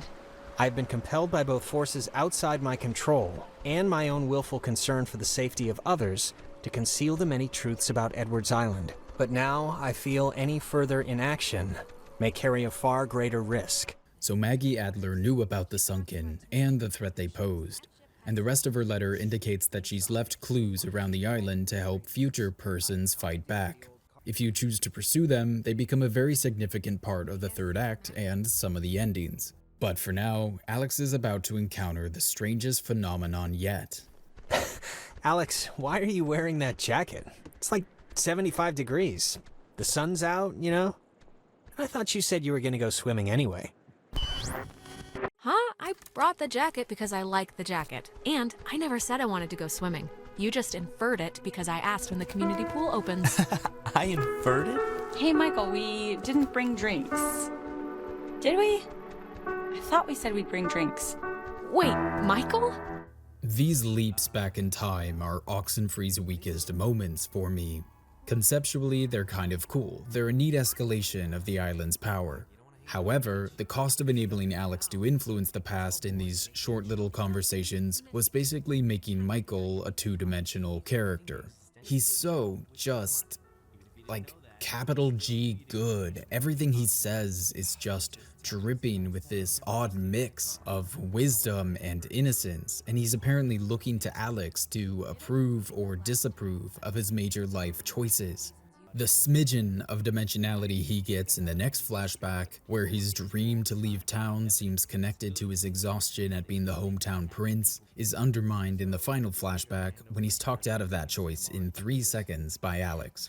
Clarissa, on the other hand, shines in this first cutscene as a relatively happy-go-lucky young woman in love.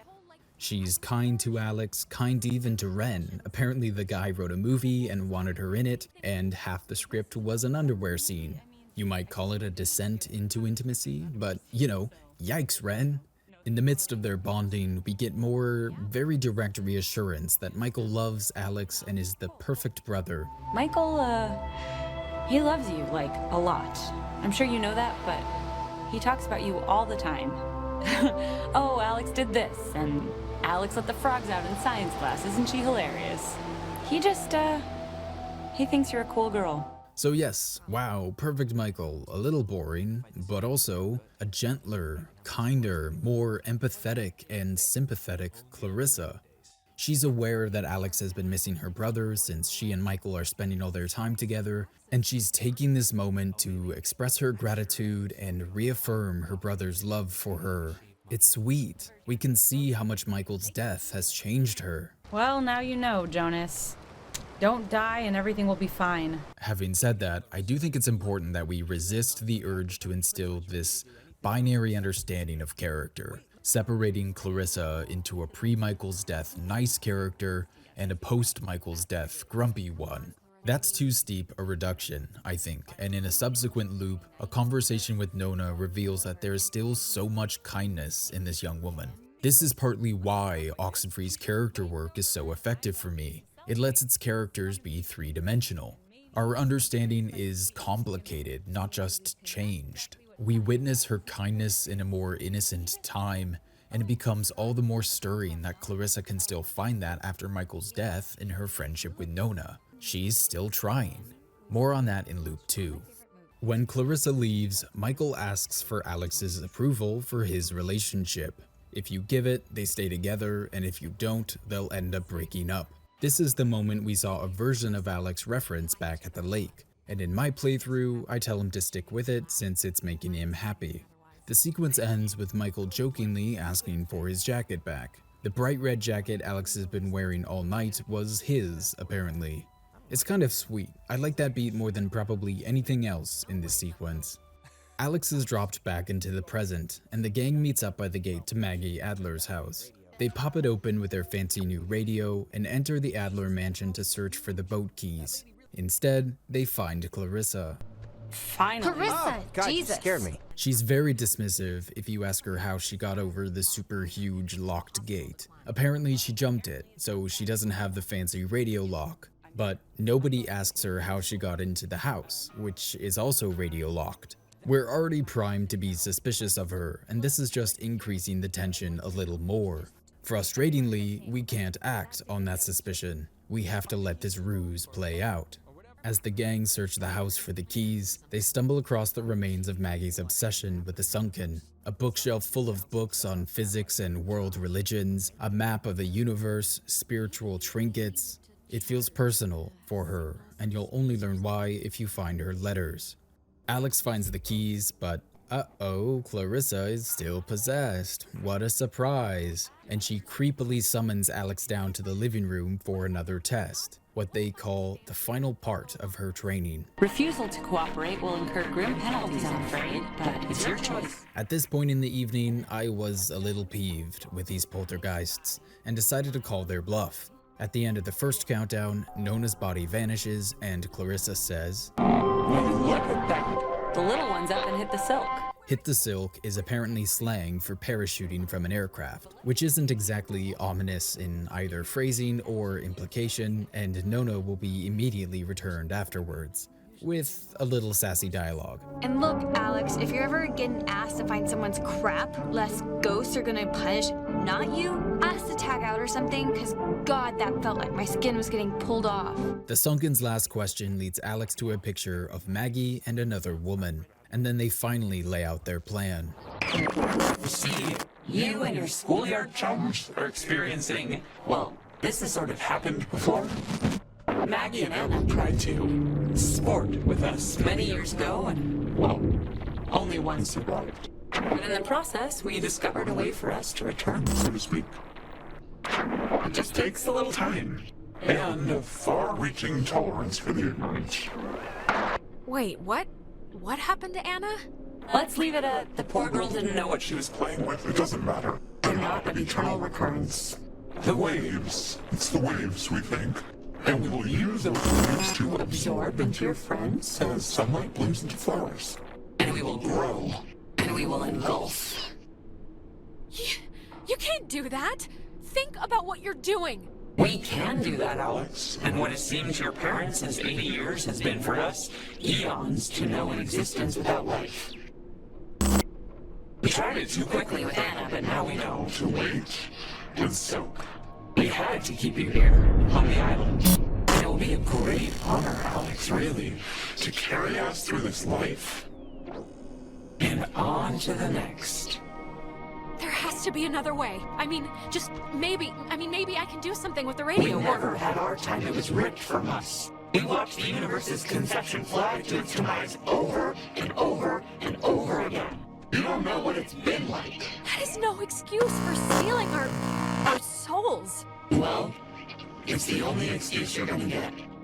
When our vessel dashed on the rocks, we had until dawn, and so will you. We would spend that time wisely. On the way out, Alex hears one last piece of advice from a familiar voice, and we talk over these new revelations with the gang. Our second act ends, as most good second acts do, with deeper characters, heightened, clarified stakes, and our conflict locked. Save Clarissa, close this door, save ourselves, possibly the ghosts, all before dawn. How hard can it be? We're just gonna sit quietly in the dark and watch a documentary on Bosnian genocide. Romantic. Aw, how cute. Riviera is a great movie house. And the ushers can't tell where you're putting your hands if you sit in row G, by the way. Please don't tell him that. Well, it turns out that saving the day is going to be pretty hard. Oxenfree's third act leads us to believe that at least one person won't be making it off this island alive. And just when we think we've beaten the odds, something strange happens. If you ignore the Adler letters scattered across the island, Oxenfree's third act can fly by. Alex and Jonas unlock one part of the bunker, Ren and Nona unlock another, and you rendezvous at the entrance for the final push to close the gate, with a little spectral parlay and another flashback thrown in for good measure. It's fast, but it's at the point in the story where we want it to be. They're running out of time. Most players will probably find at least one letter, even if they're not necessarily looking. I stumbled into one, which ended up being the final letter, and in it, Maggie is eulogizing her friend and asking the reader to not blame the submarine crew.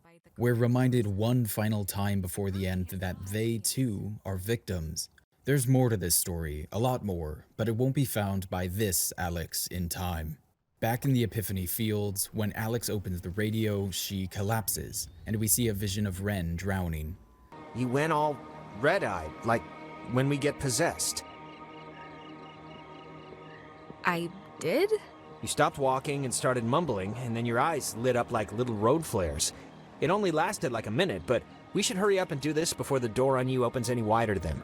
This is one of the rare times Alex herself seems to be possessed. Jonas doesn't report her having these same reactions when she's back in time with Michael. It's also interesting that in this moment of her apparent possession, she's seen Ren drown, like Michael did. Ren won't drown in this game. This isn't a Magic Island premonition. This is the Sunken toying with her, chipping away at her mental and emotional defenses, and it's so ominous that even when they briefly take hold, they seem to be burying the knife even deeper by making their subjects continue to experience horrible visions, likely to perpetuate their despair and keep them an easy host. And I don't personally find the practicalities of how the Sunken operate to be that interesting, but it is interesting if you're choosing to read the Sunken as a personification of grief or despair or trauma or depression or all of the above. Obviously, much of the struggle with those emotions is not just the emotion itself, it's the self-destructive cycles they enable or perpetuate. There's obviously some of that in Oxenfree. Grief and fear binds everything in this game together, but the Sunken as a personification of those things is something that I personally lean away from in my reading. In part because if you hunt down the letters, they really do become a more complex and discrete character. Or characters, I guess. They are an example of suffering and injustice and misdirected grief and rage, but they're more than just those things, or at least they can be. Then it's time to return to the woods, which is capitalized in all the subtitles, by the way, which I love. I mentioned earlier how these characters find comfort in narrative in a really subtle way, and I think this is another part of it. They're contextualizing this final journey through the lens of fantasy narrative. We must navigate the woods, capital W. Even Ren does this when we pass him by the door to the bunker. You're supposed to be yellow brick roading it to the wood station right about now. It reminds me of one of my favorite little lines from, I think, prominent Tolkien critic Tom Shippey, though for the life of me I can't find where he said it, so take this with a grain of salt.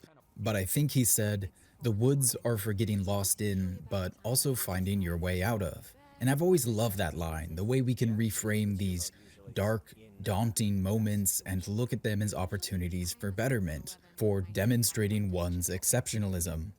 Because that's what trials in narratives do. In surviving them, not only does our adventure continue, but our heroes are usually the stronger for it. In stories, that is. Real-life adversity sucks, obviously, and reality doesn't follow any rules. Fiction is simpler. There are usually rules. Virtue and courage is rewarded. The underdogs can prevail. Goodness habitually finds a way. There's a reason Oxenfree's characters want to frame their adventure as something out of a novel or a movie. But from everything we've experienced, that's not the kind of story we're in. Something that's becoming increasingly clear to Alex and Jonas as the dawn approaches. To drive that home even further, right next to the bunker, placed so prominently it's basically impossible to miss, is one of the most loaded anomalies yet. The island is famously named after Colonel Caleb Edwards for his glorious and triumphant slaughtering of countless families during one of the great ethnic cleansings of the 20th century. The forceful removal of an ignorant people to make space for destined holders is a time-honored tradition in our still young country, and you will be a part of that heritage, Alex. Do Do not resist. It will be over soon. Earlier, I referred to the Sunken's logic as messy and childish, throwing everything at the wall and just seeing what sticks. I think this is another great example. They seem to know there is a moral failing in both the original conquering and the later attempts to glorify it or whitewash it into anything other than an ethnic cleansing. The way they phrase it in that first sentence, glorious and triumphant slaughtering of countless families, certainly leads me to believe that they're being self-aware. Do any of the many sanctioned or unsanctioned crimes committed by the American government or its citizens during their violent expansions justify the Sunken's behavior here?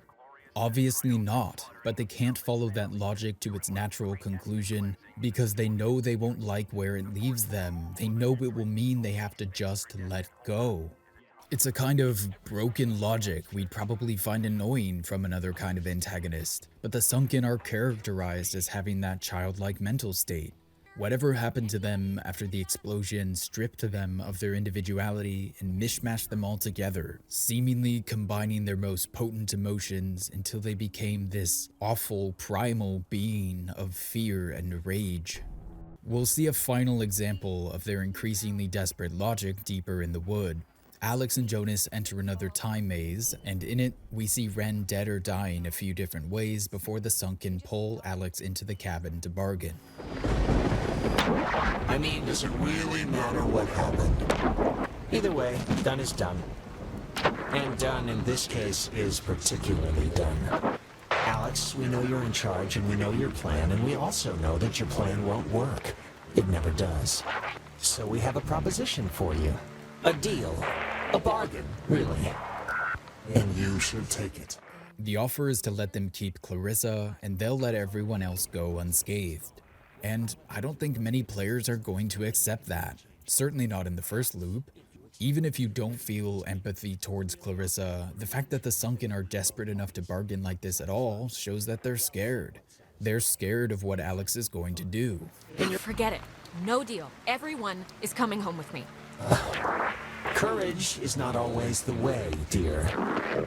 Alex and Jonas do their half to unlock the vault, and on the way back, we get one of the more interesting Sunken messages of the night. I have an idea, Mr. Jordan. Couldn't we have him reborn?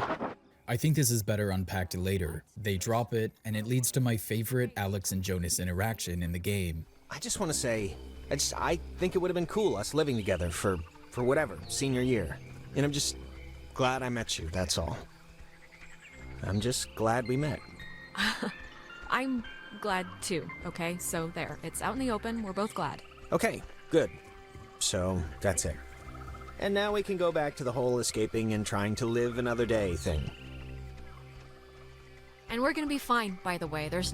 You don't have to put it like it would have been whatever to live together.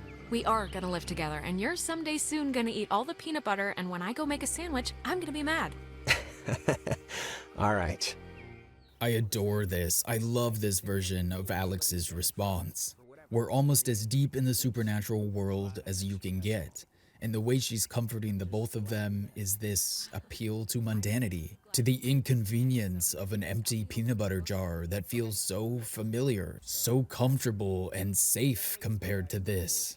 What a sweet and wonderfully boring way to remind the two of them what they're fighting for. And to elevate it even further, I don't know that Alex believes what she's saying here, and I like it even more if she doesn't. It's just a lovely written moment of mustering courage before the end. There's the second Michael memory here, and this time he's mulling leaving town for college, getting away from all of the pressure that's put on him. Even with this scene, Michael still ends up feeling very two-dimensional to me, though the emerging contrasts between himself and Alex are interesting to think about.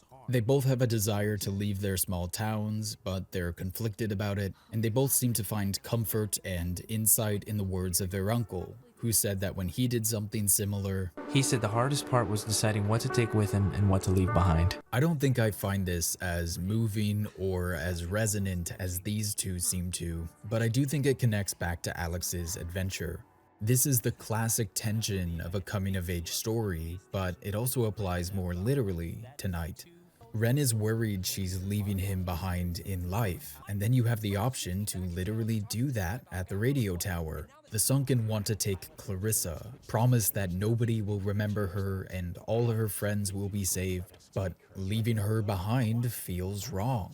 I think there's a reason we're seeing this right before the climax, but I'm not sure that it's fully connecting for me. So the door is open. Ren and Nona have started a kind of date if you've played your cards right and set them up for it. Hugs are given to all, and Alex and Jonas enter the shelter for the final showdown. Oof. Okay. All right. I am coming with you, you know. Yeah. I like this. More games should have moments where you can just hug all your friends before the last mission. It's nice. Listen, Alex, I don't want to say anything to Ren or Nona, but the truth of it is I'm not feeling too awesome right now. It's kind of getting worse, actually. No, come on, Jonas. We've cleaned the whole house. Nobody wants to scrub the toilet, but it's gotta be done. It's gotta be done before we can fall on the couch and watch cartoons, okay? Once again, Alex finds comfort and courage in these humorous appeals to mundanity, and Jonas's voice actor is just crushing it here in his final few lines. You can hear the fear, the bravery, the doubt, and then his resolve at the bottom of the ladder with an awful joke. Alex also responds like this when Jonas is making a final plea at the door, that if something goes wrong, she cut and run. Okay, if I turn into dead weight or start freaking out, just get to the boat. Do whatever you have to. Jonas, we're all getting out of here. I mean, look, we're about to fix this in 2 minutes. 2 minutes. This is microwave popcorn of a problem. I'm not asking, I'm telling. Look, dream a little dream, buddy. It's not gonna happen. I'm not gonna leave you. And this is a really brave thing for Jonas to say. I think in the early game, it's kind of ambiguous how much of his chivalry is performative, but here, it's clearly not. The stakes are very, very real, and he is very, very scared. We know that, and he's trying to protect his new sister anyway.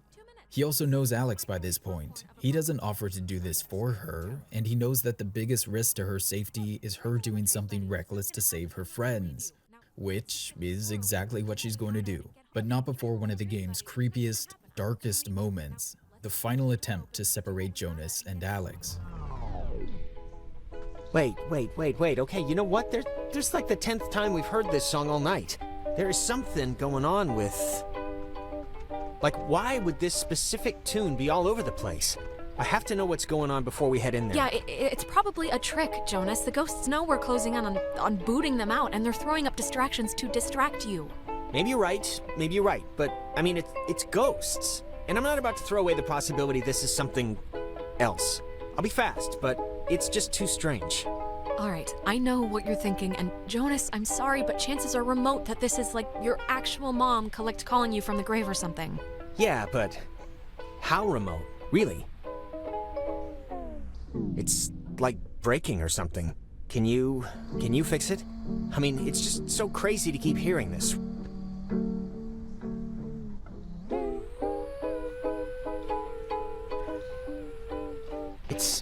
It sounds like it's her, like a recording, or it's my mom. That's her voice in the static. You can hear that, right? I mean, I know you don't know what she sounded like, but... It just feels so wrong. The lighting, the sound design, the creepy mechanical aesthetic. Alex's trips back to Michael are instantaneous and connected to memories they've already made on this island.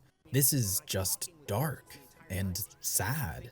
And Jonas is desperate to get one chance to talk to his mother because of course he is. And we know he's been thinking about that faith discerns the things of God line. But this is just too convenient, the medium too twisted. None of this feels right, but Jonas doesn't want to admit it.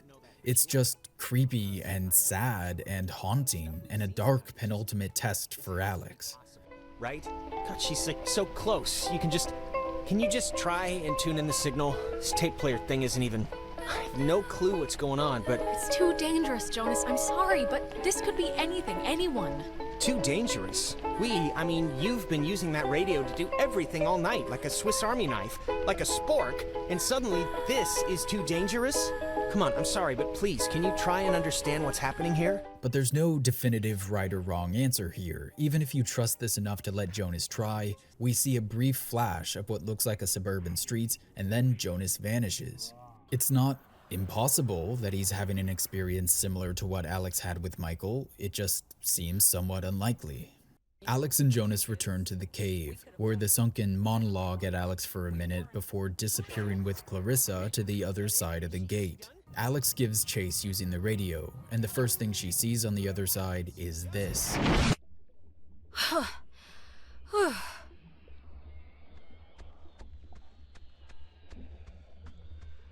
Where am Jonas, are you in here somewhere? Anybody? Clarissa? Guess not.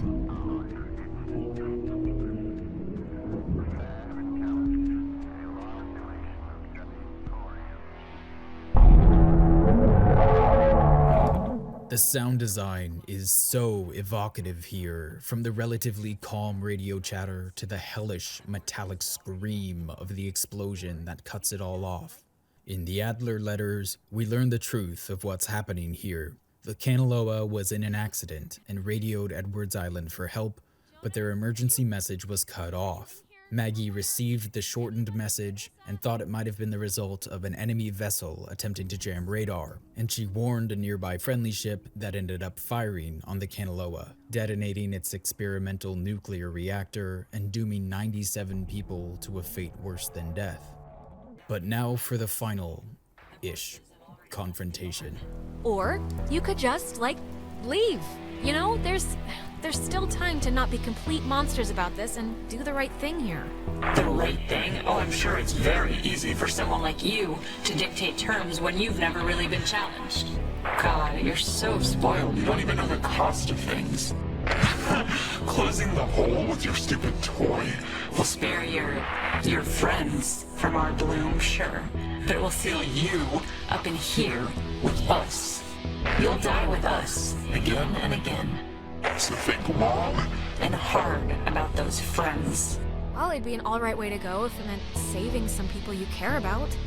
One last chance. You don't have to die. You can leave, you know, through the gate you opened.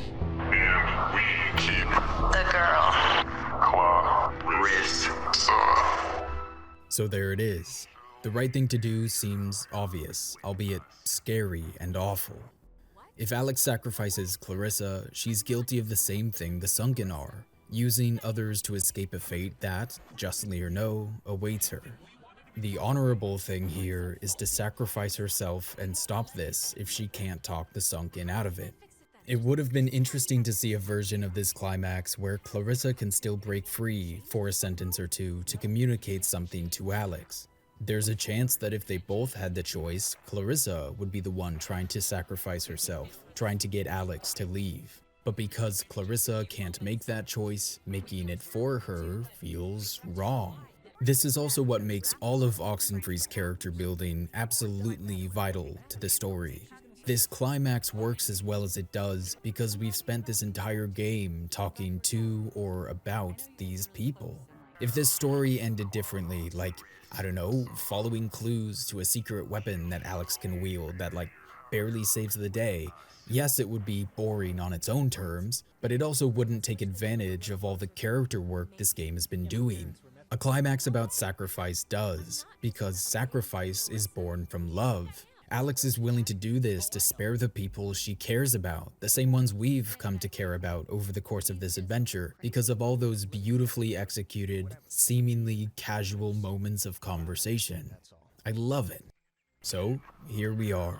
This is what the best heroes do, the right thing, the honorable thing, at whatever the cost. And as players, we're making this choice in the context of narrative. Surely if Alex says and does all the right things, she'll ride off into the sunrise no matter the odds, because that's how most stories work. Goodness and virtue is rewarded, but not necessarily in this story. If you found even one of the Adler letters that mentions a specific crewman's name, Alex can somewhat successfully reason with them, can try to reconnect them with their humanity so they can reflect on what they're becoming. I know there was a crewman on that submarine named Calvin, and to you, to all of you, they didn't forget, okay? They didn't throw you away. Calvin. Was our name ever... Calvin? Who? Calvin. I almost remember. My name? Come on, guys. Be braver than this. This is a cowardly thing you're trying to do. Be better than that. I am that. Calvin Gilbert. It's hard to remember certain things. Our faces went a while ago, then our names. Our names. But our anger. Anger is, we're afraid, all we have left. It's kind of the last stitch. That's not all you have. You know that's not all you have. Scrap it. Keep it, Legion. We'll keep ours. It's interesting. That last answer there is framed as almost the wrong thing to say, but I think we know from watching them all night that they are more than just anger. There was that moment earlier in the evening when they were just kicking a ball back and forth with Alex, and the moment later in the school where they sought to be understood, to be seen. And they know some version of love because at some point, one of them realizes that helping Alex save Michael would be important to her. They know that Jonas would be distracted by hearing the song his mom used to sing because at some level, they understand that he loves her and he misses her. Maybe those are baser versions of more complex emotions, but we know there's something other than rage in there. But this is also just a really unique climax for a video game. I'm so relieved that the final confrontation wasn't like navigating a dark, puzzly room tuning into different radio stations. This is Oxenfree. This is a meditation on grief and letting go and the cost of both those things. This is being stuck between two worlds. This is a testament to the power and the importance of empathy, even when it's hard, especially when it's hard. The Sunken don't become malicious and evil because of what happened. They became malicious and evil because they were unable to let go. It's very messy, both by accident and by design, but it's powerful and evocative anyway. And it still has a few more twists up its sleeve. Maggie will have this friend, and you sort of remind us of her. Strange girl. Odd-tempered. Take care with the time you have left, child, and take notice of what you choose to. And then Alex is thrown back in time to all of those moments where she had previously seen a version of herself giving advice. But before that happens, and you probably noticed this, the Sunken are cut off. That's weird, right? All night they seem to have had control over these loops. We speculated that they were putting Alex and her friends into these little time mazes in order to make some kind of point or to drive a wedge between her and her friends. But here, in the most important moment of all, when they finally have the understanding they've been wanting for so long, they're cut off. They can't finish in time. And take notice of what you choose to. Which seems to imply that they don't ultimately control these loops. The implications of which are honestly more terrifying than the Sunken ever were. You can save Michael here in this last conversation if you push him in a certain direction. If Michael doesn't leave for college or for moving to the big city with Clarissa, then Michael and Alex don't have their last hurrah visit to the beach, and Michael doesn't drown. The cost to save his life is nothing, like asking him to go to college in-state, which, oh no, he'd save thousands on tuition. And whether this takes place in Washington or Oregon, there are a few pretty good options. I don't think there's a winning argument for not pushing him in the direction that saves his life. Even if his instincts are to move away, he can always do that later, with the 60-ish more years of life he now has. I wouldn't feel right about it if I didn't have your, blessing first. So, can you just wave your hand over my head or something and say I'm alright to do this? Michael, you have a lot that you can do and a lot ahead of you, and And I don't think tying yourself to your high school girlfriend in such a risky way is the smart play here. It's not supposed to be. It's not supposed to be the safe play. That's like the whole thing of it. But I know what you're saying. Michael still doesn't feel very real to me. If you're talked out of your dreams in 2 sentences by your little sister, can we really call that a dream? I think that might have been, intended to be Michael's flaw. Like, he's so fixated on being good and doing the right thing at all times that he doesn't know who he is. It's a believable motivation to leave town, to give yourself a chance to find yourself, but then he's talked out of it in 2 seconds by a teenager with almost no life experience, without even trying to help her understand what he's going through. I don't know, I think there is some depth to Michael if we really look, but for how important he ends up being at the end of this game, I think a little more tuning on his character would have made him feel more real to me. Alex, just get good friends, okay? And when you're with those friends, just say yes to everything. And keep away from boys when you talk to them, it feels like you're performing. But also, stay away from girls who look you in the eye for too long. And match every beer with a water. And take classes outside of school. Michael, what's this for? What are you doing? This is a just in case package, okay? Just in case I'm not around. And I love you, and you're amazing, and that's it. So... I love you too. But soon, I shall be so I cannot remember any but the things that never happened. Yeah, I don't know. Hey, look who's finally awake. You were trying to cross the border, right? Michael, what's happening? And now we're back to the present, back to the dawn that Alex was racing against. And everyone is on the ferry home. Everyone is okay. Everyone, including Clarissa and Michael. Michael implies that he was the one helping Alex all night, not Jonas, who is now just a new kid in town that Ren invited to the party. Ren, what is that book, anyway? I don't know. I can hardly make heads or tails out of what the hell he's talking about half the time. Here's good for the... just here. Like, look. I'll just pick a random-ass page. Come on, Alex. Like this, here. When I was younger, I could remember anything, whether it happened or not. But soon, I shall be so I cannot remember any but the things that never happened. Yeah, I don't know. Okay, everyone. Wait, what? Cheese! Something's not right. Time is still looping, or at least glitching, somehow. Oxenfree leaves this somewhat mysterious for now, as Alex looks at the picture and talks about where everyone is at a few months later. These vary depending on your choices, and then, at the end... But anyways, what time is it? Yeah, sorry, I gotta run or I'll miss the ferry. Ren's dragging me out to Edwards Island for that yearly beach party thing, and I have to pick up what's-his-name Jonas, too. I hope he's not weird, or mean, or something. Whatever, I'm sure it'll be fun. It's something to do, right?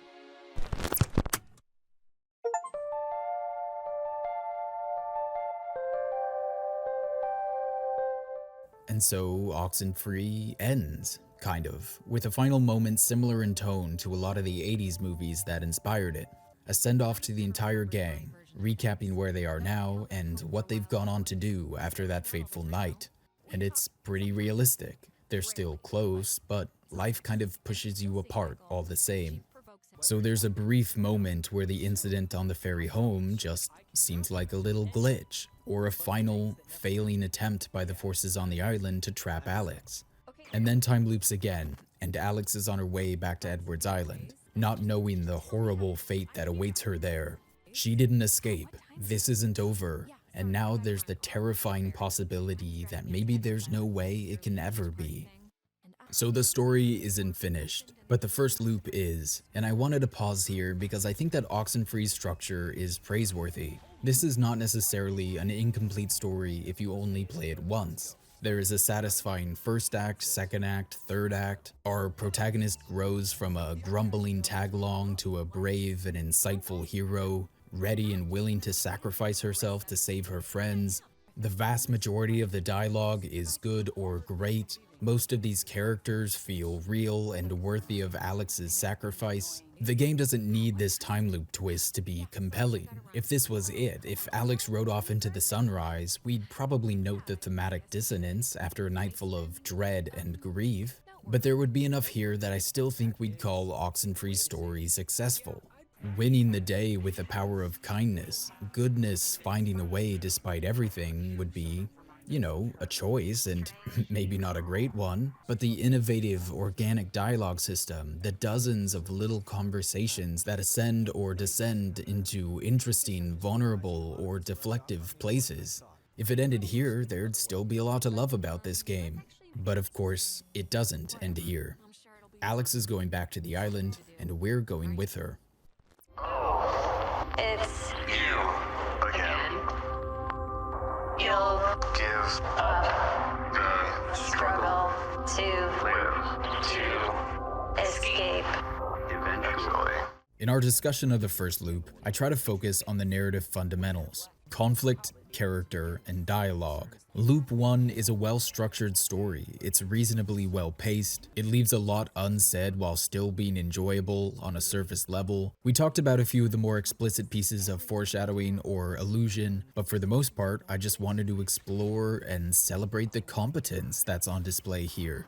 It's not flawless, and there are moments where it is clear that this is a small game written mostly by one person, but yeah, at face value, Oxenfree's story just works. So I suppose this is my ode to competence. When you do the big stuff right, clean structure, clear character conflicts, good dialogue, it's not just about appeasing nerds like us. As readers or viewers or players, we can settle into the story more quickly.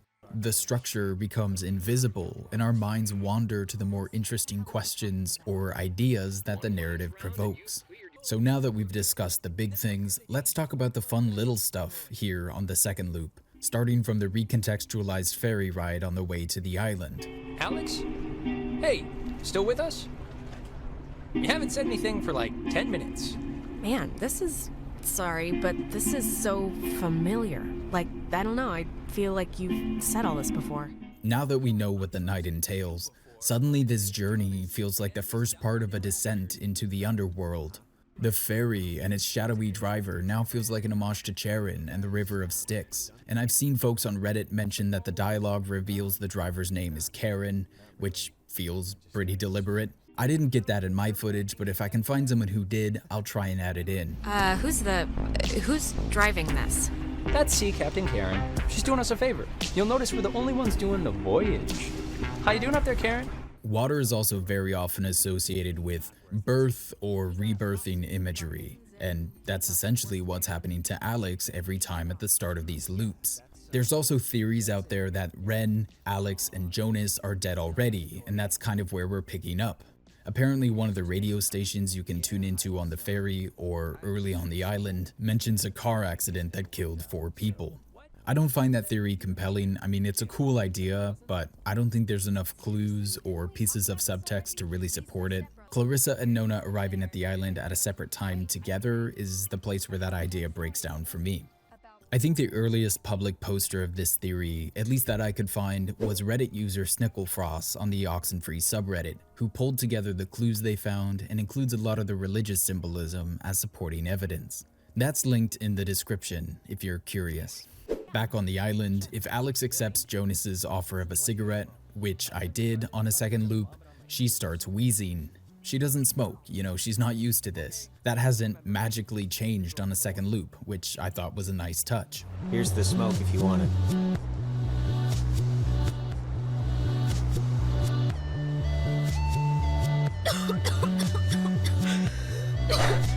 You alright? They're filtered. Yeah, no, I'm in flavor country over here.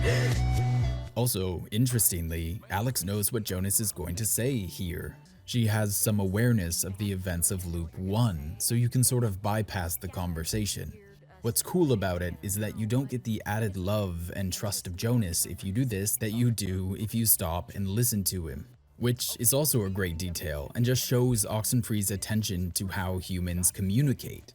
What's important to Jonas in that moment is that he can share his anxiety and be trusting and vulnerable with his new sister. Her saying, "Oh yeah, I know what you're gonna say, trust me, it'll be fine," makes sense if you're Alex in a time loop, but that's not at all what Jonas is looking for, and that's reflected in the game later. This is one of those moments where you can build or lose trust with Jonas, and I lost it here. Fun detail. On the way into town, they pass the statue for the USS Kanaloa, and this time something happens halfway through the radio tour. Named after the Hawaiian god of the sea, the USS Kanaloa was launched on January 15, 1941, and commissioned into service at the end of that year under the command of Lieutenant James Earl Flatman. On October 28, Whoa, did you feel that? While we're here, I want to touch on the meaning behind the name Kanaloa because, unsurprisingly, there's more to explore here. The radio tour describes Kanaloa as the Hawaiian god of the sea. Presumably, that's why the US government named this submarine destined for the war in the Pacific after him. But from what I can find, that's a pretty substantial oversimplification. From what I can find, Kanaloa is not explicitly the god of the sea, nor is he explicitly the god of the underworld, which pops up when you Google him. He is associated with it. There's one chant specifically that contains the line, "fished up from the very depths of Kanaloa," but another god, Kahowali'i, seems to be more explicitly connected to the underworld. However, in certain stories, Kanaloa is dubbed the ruler of the dead after he is cast down to the underworld when his rebellion against the heavens fails. So there's a couple things that feel notable to me here. Oxenfree goes out of its way with one of its final anomalies to draw our attention to the absurd injustice of imperialism, of manifest destiny, of taking something you want from people you deem weaker just because you can. That's already a seed that's been watered in the back of our mind. And with that added context, I think we're pushed to view this monument more critically. Imperialism, both cultural and literal, are part of the reason we know so little about Kanaloa the god. And there's an obvious tragic irony to the fact that the forces partially responsible for that plastered that name on a submarine built for the defending of empire. We live in a ridiculous, barbarous world. The sunken know it. They justify their actions by appealing to precedent. The other thing that feels notable, the crew of the Kanaloa, the Sunken, are attempting to do a similar thing to Kanaloa the god's group of spirits. The following is a quote from Martha Warren Beckwith's book, Hawaiian Mythology, which ended up being my source for all of the information that I've included here. Kanaloa is the leader of the first company of spirits placed on Earth after Earth was separated from heaven. These spirits are, quote, spit out by the gods. They rebel, led by Kanaloa, because they are not allowed to drink ewa, but are defeated and cast down to the underworld, where Kanaloa, otherwise known as Mailu, becomes ruler of the dead. So the spirits were unsatisfied with their fate and attempted to usurp the natural order. They're stopped and cast into the underworld. I don't think Alex literally sends them to the underworld at the end of the game, but she does seem successful in stopping them from taking her friends and in keeping them in their own version of hell. Kind of. Maybe. The fact that time is still looping at the end calls that into question a bit. The beach and the descent into the cave largely play out the same on a second playthrough, though this time many players might want to do the logical thing when you find a massive spooky room in a strange winding cave and just turn around and leave rather than tear a hole in space and time with the radio. But you can't. Is this... this can't be the way we came in, right? We must have doubled back the wrong way somehow? Oh my god, this is the way we came in. Alex, come on, that's not possible. It's just wall. Where's the crack we crawled through? There's no other... This is it, Jonas. This is the way. If it's not here, then where? We didn't miss it. I don't know where it is. I have no idea. Let's just go back the other way. We got in. There has to be a way out. No, there really doesn't. There's no visual or sound cue to indicate that this was a geological cave-in. 1 minute the cave was open to the outside world, and now, suddenly, impossibly, it's not. It traps them somehow, almost like the island itself knows that this has to happen. Jonas is confident that another way out will emerge, but Alex knows better. I like to think it's in the back of her mind from her first experience with the time loop. Sometimes you're just stuck. Sometimes you're in the wrong place at the wrong time and you just have to live with the horrible consequences. Alex's conversation with the Sunken changes significantly on this second playthrough, as they reference both Alex's reliving of this situation and the new possibility that she can reach out to other versions of herself through these new radios that show up in key areas of the island. Me again?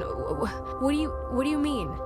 These machines, they won't help.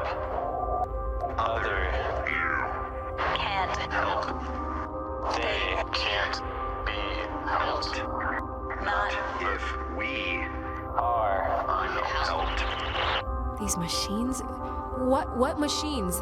The speaker thing? What does that have to do with anything? The waves. The waves. It's the waves, we think. Transmitters lead through so other Alex can hear. But it won't change anything. Find another round if you like. And so we're off once again, with a new wrinkle in the quest. We know that we're probably stuck, that we probably don't have the power to break this loop without some external intervention. The climax of Loop 1, where the Sunken were cut off, makes it seem like they might not have total control over these loops either. So in addition to trying to find some way to survive the night, the story of Loop 2 becomes figuring out what is happening on this island, why, and if we truly can't save our Alex, whether or not we can save these other Alexes that the Sunken referenced. The supernatural escalation happens much more quickly now. We already had that earlier flash at the Kanaloa monument, and now, before we even show up to rescue Clarissa, it's clear that she's been taken by the Sunken. You'll die with us, again and again. Rescuing her at the fort plays out like the first loop, only this time there's an extra moment where Alex has a chance to use a radio to communicate across space and time. The cave triangle people said, like, I don't want to... Look, I just want to try something. Like, if we can't call out, maybe we can try that thing, talking to, like, ourselves, you know? Just... This makes sense in my head, okay? Okay, sure. Alex, can you hear me? It won't be so easy. From there it's on to Ren, and time skips ahead in the woods to get you to the meteor parts of this section. The lake sequence plays out a little differently, the Sunken are more directly antagonistic, and once again Alex tries to use the machines present in some of the mazes to communicate. The run-in in the forest with Nona is one of the more interesting parts of this area that might be pretty divisive. I think her story, along with the "see a man about a dog" graffiti in the cave, are two seemingly important components of this mystery that just get dropped, perhaps as a casualty of the small team that was likely forced to scrap a few storylines. It can be frustrating when you're trying to look at every clue when so much of the other information feels vital, but the more I think about it, the more I kind of like it. It contributes to this weird, uncanny feeling of the playthrough, that there's always something you're missing, that truth and understanding will always be just beyond your grasp. Time is broken on the island. You can't make sense of it even if you try. Embrace irrationality or drown. The conversation with the Sunken after finding Ren augurs a dark fate for Alex. Talk through, child. As always. Feels stretched. Better. No. As always. Another night. The same night. The same boy. Anna. Tried. What you are plotting. No one ever understands. Not Adler. Not another Anna. Wait, what do you think we're plotting? What is that? Everything happens again, and you will not possible. The connection between Anna and Alex becomes much more overt on this second loop, as we now know that they were both victims of the mysterious rift. But like Alex, Anna wasn't going to give up. She found a different way to try to communicate with Maggie. Throughout the night, Alex can use her radio and hear a message in Morse code which changes based on the time and location. Anna's messages are preceded by a bit of the entertainer, which deteriorates further and further as the night goes on.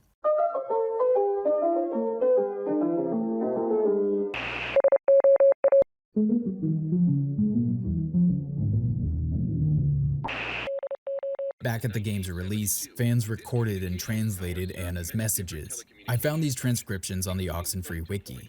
We'll cover more of this story later, but Anna was Maggie's friend who helped her investigate the fate of the submarine crew after the incident. They try to open the gate and communicate, but something goes wrong, and Anna is trapped inside with them, while Maggie barely escapes. At the start of the night, at 9 o'clock, we pick up, "Let us pray that peace be now restored to the world."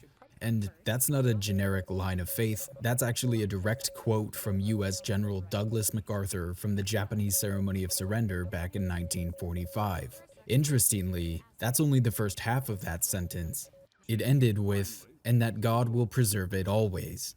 Let us pray that peace be now restored to the world, and that God will preserve it always. Adding that would be, a lot of beeps, so it's understandable if you didn't want to read too much into it, but I also think it'd be interesting as a sign of Anna losing her faith, assuming she was a believer beforehand, after suffering this bizarre and cruel fate. At Hardin Tower at 11, we pick up the message, "Be sure you have correct time." Later, you can get, "Sorry that I went ahead, not your fault, love, Anna." In the woods, we hear, "Still here, cannot move, very cold, love, Anna."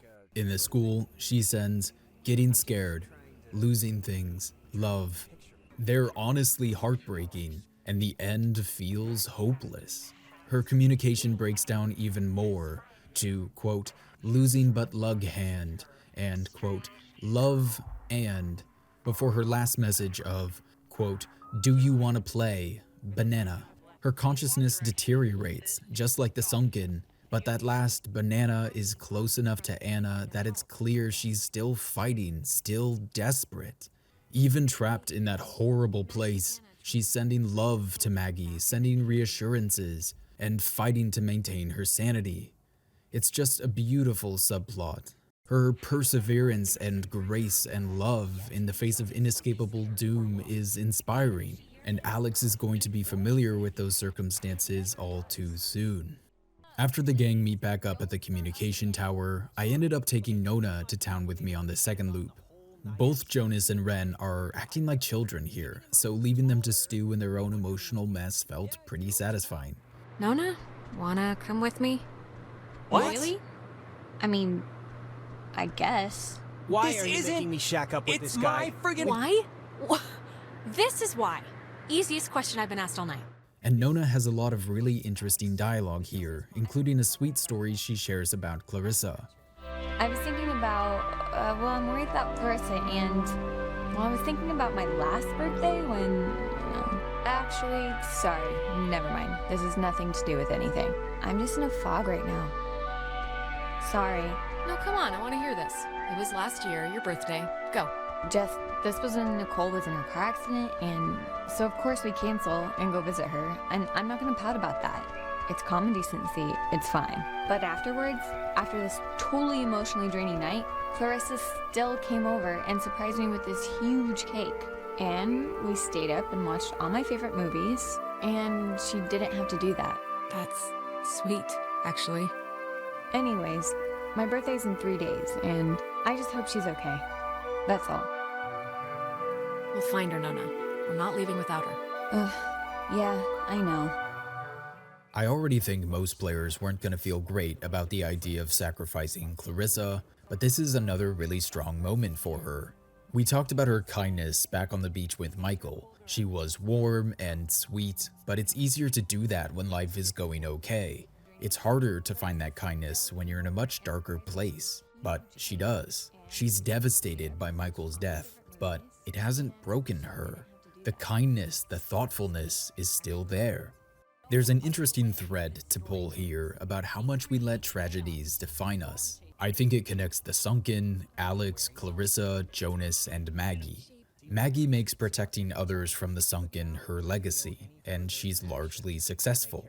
Alex tries to move on from Michael, tries to live a normal life, but she's still taking a piece of him with her everywhere. Remember, the red jacket she wears is his. Jonas has seemingly processed the death of his mother, but only after snapping under the psychological weight, and now he's grappling with his self-worth and larger ideas about faith. Then there's Clarissa, who is obviously struggling, but I think is winning this fight. She comes to this island in the first place to hang out with friends.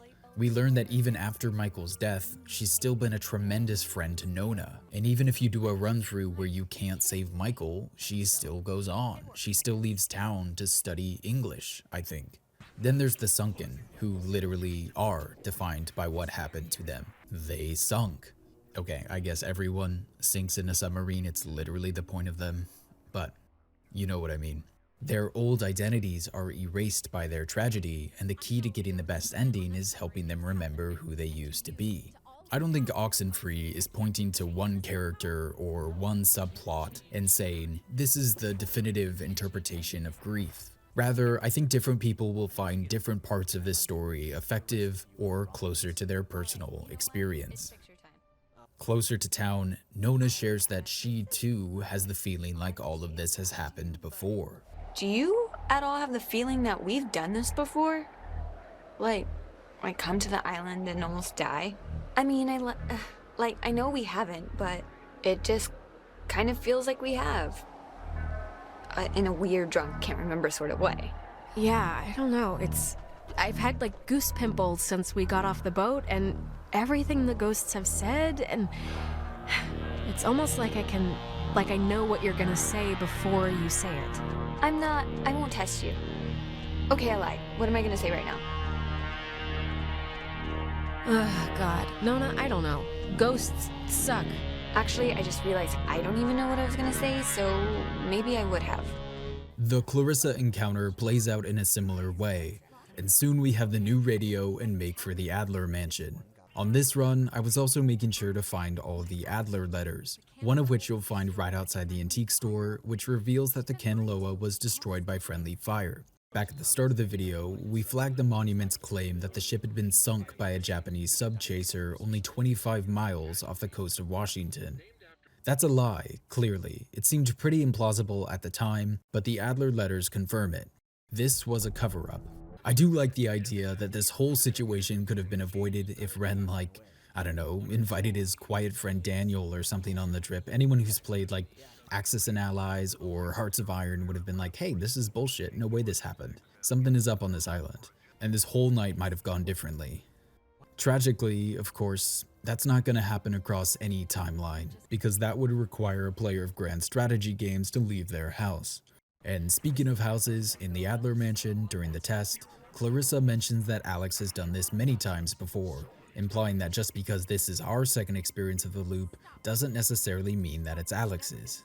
The conversation with the Sunken on the way to unlock the vault ends up being a lot more complicated. Not only does it start out in a different way, with Nona falling to her death right after Ren, but then we get this. And now we're sure you remember this part. Maybe not all the little details, but the death of a companion can't be that simple to wash. Why keep doing this then? Why torture me? Why torture my friends? Try and take us over if you know it's not going to work. Alex, the rules are a little more complicated than you think, dear. It feels good to break script here, we'll admit. You and us, we've played these parts for a long time, and we will continue to play them. Forever, in a conscription by God. But not all existences are made equal, child. So we will continue to try to wear your forms like opening our own personal escape hatch. And we will continue forever. Break script? What are you talking about? It's helpful just to think of this as a little play, and we're all just our parts. If you really lean in, you forget you ever thought you had a choice in the matter. All right, that's enough deviation for one round. And this is fascinating. There's one line in particular here that has the potential to flip this entire story on its head, and it's this one. You and us, we've played these parts for a long time, and we will continue to play them forever in a conscription by God. And before we analyze this, we must remind ourselves of three things. 1. The Sunken aren't dead. They're stuck between realities in a place disconnected from time. 2. They're the collective, messy consciousness of 85 to 91 men from a 1940 submarine. And 3. They have deteriorated over time. Maggie posits that they've essentially regressed to the minds of children. Which is to say, I don't think they have special knowledge about the existence of God here. It makes sense to me that a ship full of men who were statistically likely to be mostly men of faith might still retain that faith in some form years down the line. But that leads to a different question. If the Sunken's consciousness still believes in a god, don't they have bigger fish to fry? Wouldn't they be questioning why their god let them drown horribly at the bottom of the ocean? Wouldn't they feel abandoned after decades in a void? Even if anger or rage wasn't their response, wouldn't they at least feel tested? But here the Sunken don't even seem to be resolved to hold to a faith they clearly have. Instead, they seem to believe it's their job to be evil, or that since they can steal these bodies, and since they haven't been stopped by divine intervention, maybe they believe they've got a divine stamp of approval for this part. If you think you've been conscripted by God to be a villain, how does that work? They can't see themselves as a Job figure because they're succumbing to this temptation. If this was a test, they're failing it. They don't even have the humble glory of Sisyphus, resigned to a monotonous fate. Instead, they're using faith as justification for something that is an obvious sin. I don't think this is a mistake necessarily. Again, the Sunken's logic is flawed. It's broken. At this point and almost every other, they don't really make sense. But that fits their characterization. They're desperate, and if they were to think about it for too long, I think they would also understand that there isn't really a moral way to do what they're doing. So we just get this chaotic hodgepodge of logic, the world's shoddiest permission structure, and this is the latest example. I think a spiritually focused reading of Oxenfree would be fascinating. I think we're playing with a lot of direct and indirect religious parallels or iconography. I don't think that I can really provide that here. I lack both the education and the awareness. I wouldn't really know what to look for to be able to start researching. Alex references Gabriel and Judgment Day, which I try to cover as best I could. There's the missable Jonas conversation on the walk into town. And then there's a lot of little things. On the boat ride to the island, which on a second playthrough really feels like a descent into an underworld, the boat in the background heading into the mainland has a really conspicuous bright white cross. Jonas is a name with some biblical ties. I also think it's notable that the worst part about the fate of Alex and Anna in the Sunken is that they don't die. Even if there was an afterlife, their souls couldn't go anywhere. They're just stuck between worlds, rotting. Alex's big act of heroism is a sacrifice born of love and duty. There's probably a lot to play with and examine there. I'm just the wrong person to do it, unfortunately. While researching this, I found a really exhaustive post by Redditor BigBob0002, which brings together a ton of things, but most of it was linked to their Twitter, which they understandably deleted when it was purchased by one of the most obnoxious human beings on the planet. So the thread is a little more bare bones than it once was, but it's still interesting to check out all the same, so I'll link it below. This time, at the mouth of the bunker, Ren and Ona vanish right as they take the picture. It doesn't feel like a rapture moment because of how sinister it is, though perhaps that's the point. If you were viewing this game through the lens of faith, this is almost a reversal of Judgment Day, a corruption of a rapture. Either way, it's spooky, and it's another sign that time is running out for Alex and Jonas, and that the Sunken might be more and more confident as Alex runs through these loops. But we can't end the cycle yet. This time, we're gonna go in there as prepared as possible, which means finding all of the Adler letters scattered across the island. This map isn't really that big, so tracking all these down will take under a half hour, but I like how closely tied these letters are to the island. By the time you have all 13, you'll have visited every nook and cranny of Edward's Island, learning more about Maggie, Anna, the sailors, and the island all at once, in this surprisingly peaceful little communion. We learn that Maggie and Anna were childhood friends, and when she was older, Maggie worked for the military on the island doing code breaking and radio communication. She describes the tragic accident to the Kanaloa like this. I was on watch duty in the tower when it happened, having just gotten back from an early leave for the reading of my father's will. For years, I childishly blamed him for this, too, his one last act against me, but it was nobody's fault or decision but my own. I'm sure it was Francis Salter who sent the Kanaloa's distress signal. It had been cut off, I still don't know why, and I hastily interpreted the garbled transmission as an attempt to jam radar. And so I sent back the guidebook recommendation to scout and bomb if necessary. The USS Walter Roy, a destroyer escort, sunk the USS Kanaloa with friendly fire on October 25, 1943. It had held a developmental nuclear reactor in its belly and had been sent out weeks earlier as a test of its capabilities.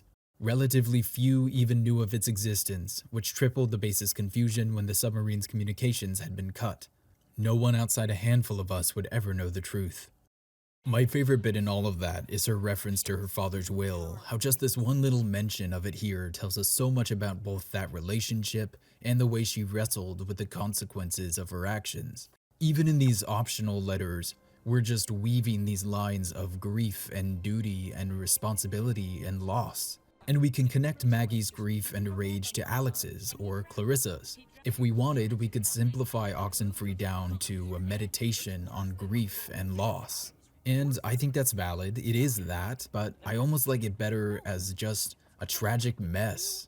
We see Maggie, Alex, Clarissa, Jonas, and to some extent Ren struggle with losing someone close to them. We see how both the loss and the emotional fallout can linger, can change you permanently and not always for the better. But to only simplify Oxenfree down to that does the rest of the game a disservice, I think. Because it's not just about grief, it's also a celebration of the love that precedes it. Right from the start, we see how much Alex means to Ren, how much Michael and Alex love each other, how sweet and kind Clarissa is before she's rocked by Michael's death. Jonas has to text his dad on the beach to check in because, after losing his wife, the man's grown protective, worried about his son. Clarissa shows up for Nona when no one else thinks to, and when she would have had every reason to ignore things, and we see Nona honor that friendship in how fiercely she pushes for the gang to not leave Clarissa behind. Depending on how you play Alex, we see her develop a loving bond with Jonas as the night progresses, and at the end of this horrible night she'll endure over and over again, she'll probably make the selfless play to save them all, because she loves them, because it's the right thing to do. Following the explosion of the Kanaloa, Maggie starts to investigate the strange radio signals she's hearing. Anna joins her, having secured a job with the comms department just before the explosion, and the two begin their fateful journey. Maggie ends her 7th letter by writing, "Incidentally, when I dream, it is usually during this time period, amidst the change, and I am trying to prevent Anna from ever coming."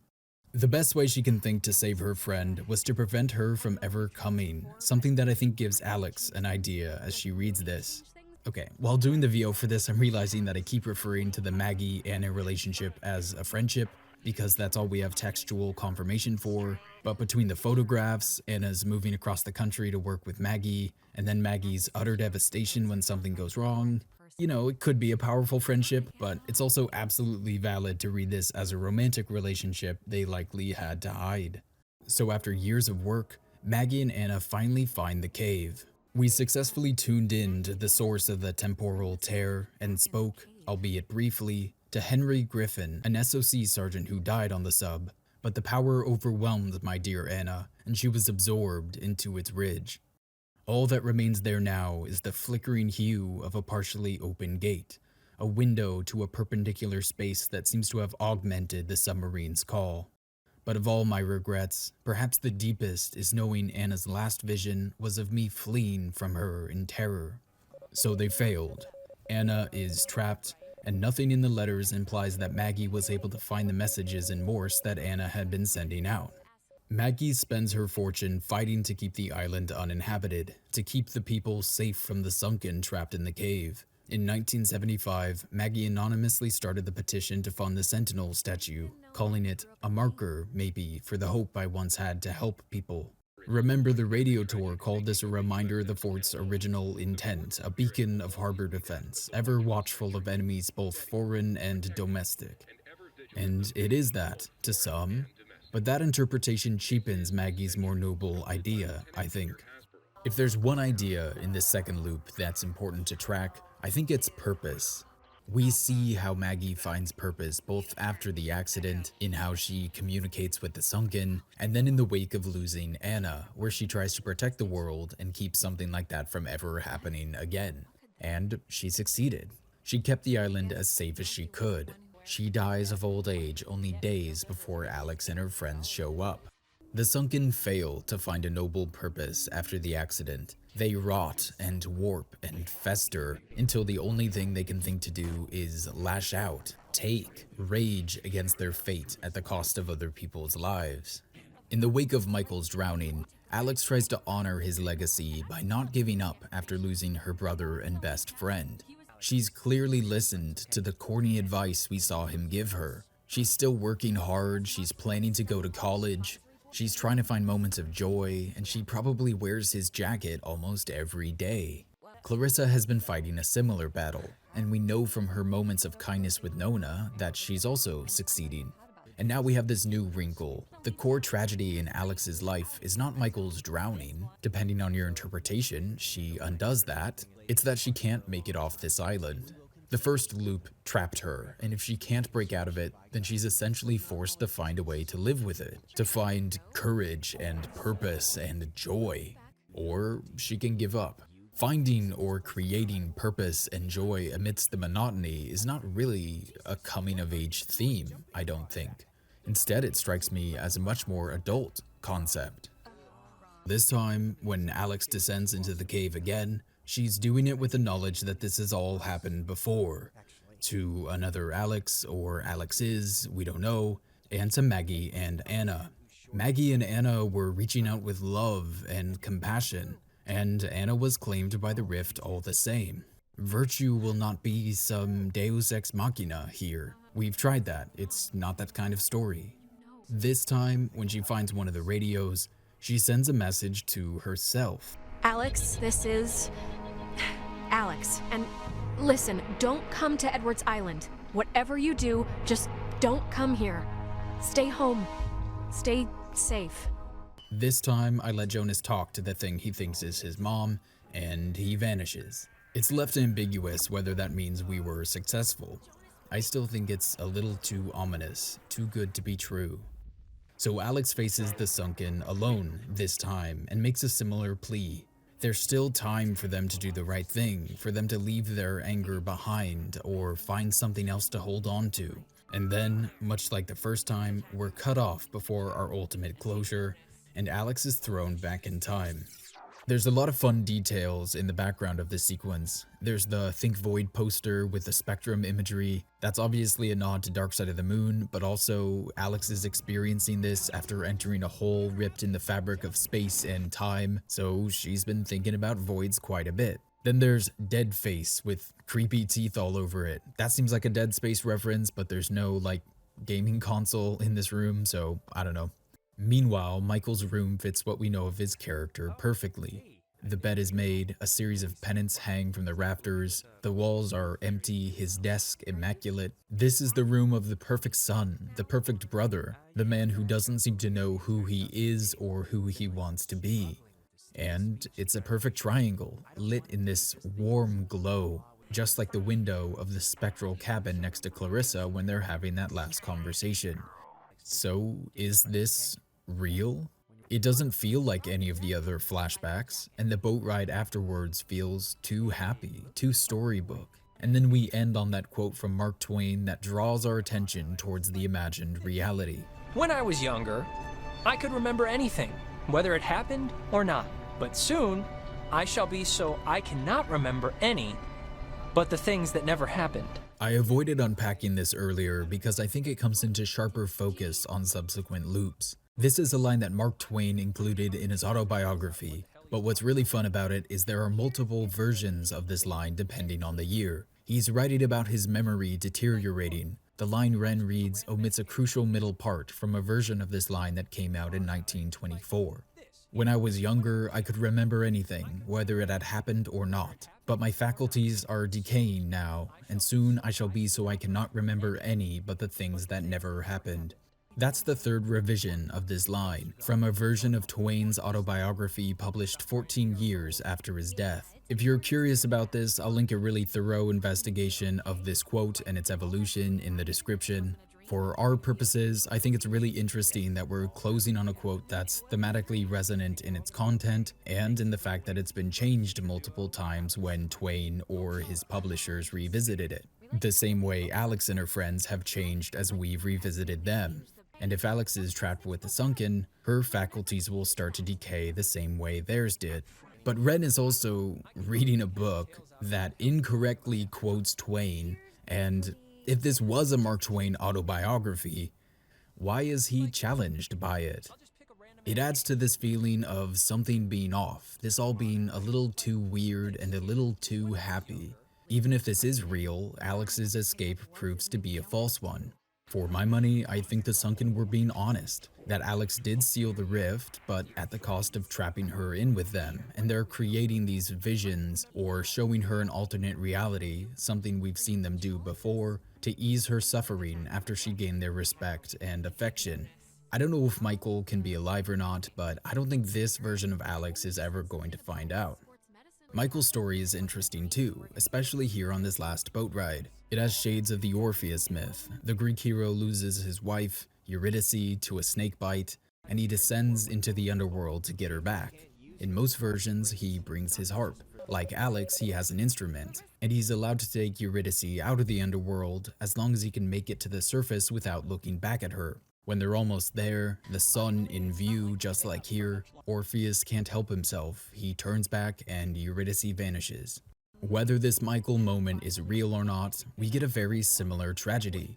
Just when it looks like things might be okay, just when it seems like these two can once again be reunited under the sun, it's taken. Alex is ripped back in time to do it all again. Well, this Alex, at least. That warning we sent back in the cave, it might have worked. Okay, and we're meeting who again? My sister, Allison. It's just that I just thought you said the last ferry leaves in like half an hour. It does, but look, Allie owes me big for the lawnmower thing that I promised to keep in the Forever Secrets land, and she knows how important tonight is. So she will definitely come here, and she will definitely buy us whatever we want with her very believable fake ID. Wait, I never heard about a lawnmower thing. What lawnmower thing? Well, I swore I wouldn't talk about it. So it just involves Randall still missing Gerbil and a lot of blade cleaner. Wait, what? Oh no, poor Captain Nibbles. I always wondered what happened to him. Hey, I want on the record that whatever you're thinking right now is your own personal extrapolation. So I'm still in the clear, keeping secrets wise. Sure.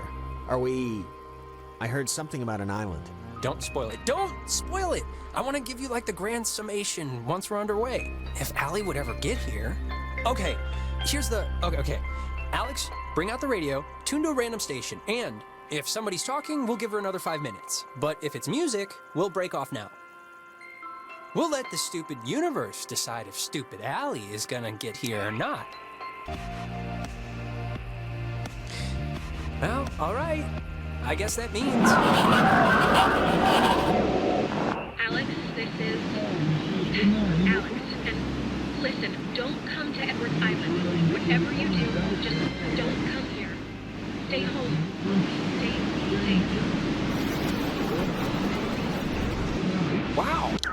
That is some hardcore craziness. Alex, I don't even know how you convinced Carly to let you record some spooky-ass message for tonight, but good friggin' job. That was amazing. Seriously, Jonas, do you know who you have as a new sister? I have goosebumps! Feel my arm. Ren, what are you talking about? I have no idea what that was. I never said that. I don't even know Carly. Wait, you're honestly telling me that you don't have anything to... Oh my god, I don't even know why I'm playing into this. Is that where we're supposed to go? Edwards Island? Yeah, that's where we're supposed to go, but... Look, Alex, you didn't have to go through all this trouble if you just wanted to sit in my den and watch that Swedish cartoon about the donkey carpenter for the 800th time instead. You know, you could have just said, Ren, let's not spend the night on a forbidden beach filled with wonder and mystery. Ren, I really didn't do this. Really. I'm as confused as you are. No, it's fine. Honestly, we're probably too late to catch the last boat anyway. And, well, to be honest, I don't even think anybody else was gonna go. So, you know, we probably spared ourselves a lame night, truthfully. Thanks for nothing, Allie. You older sister witch. Jonas, there's a pizza place across the street from my house that's like the best. New York, Chicago, they can all go and play with their butts for all I care because nobody can touch Alfredo's, swear to God. All right, cool. Sounds good. And you guys just met tonight, right? Yeah, I'd been out of school and, you know, the timing just hadn't worked out. And what are you to him, Alex?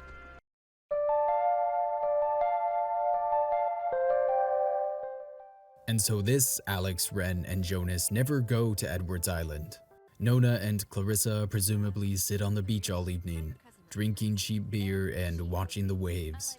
The Sunken will remain in their depths for at least one more night. The crack in space and time still there, but unopened, for now. Oxenfree's happiest ending is still bittersweet.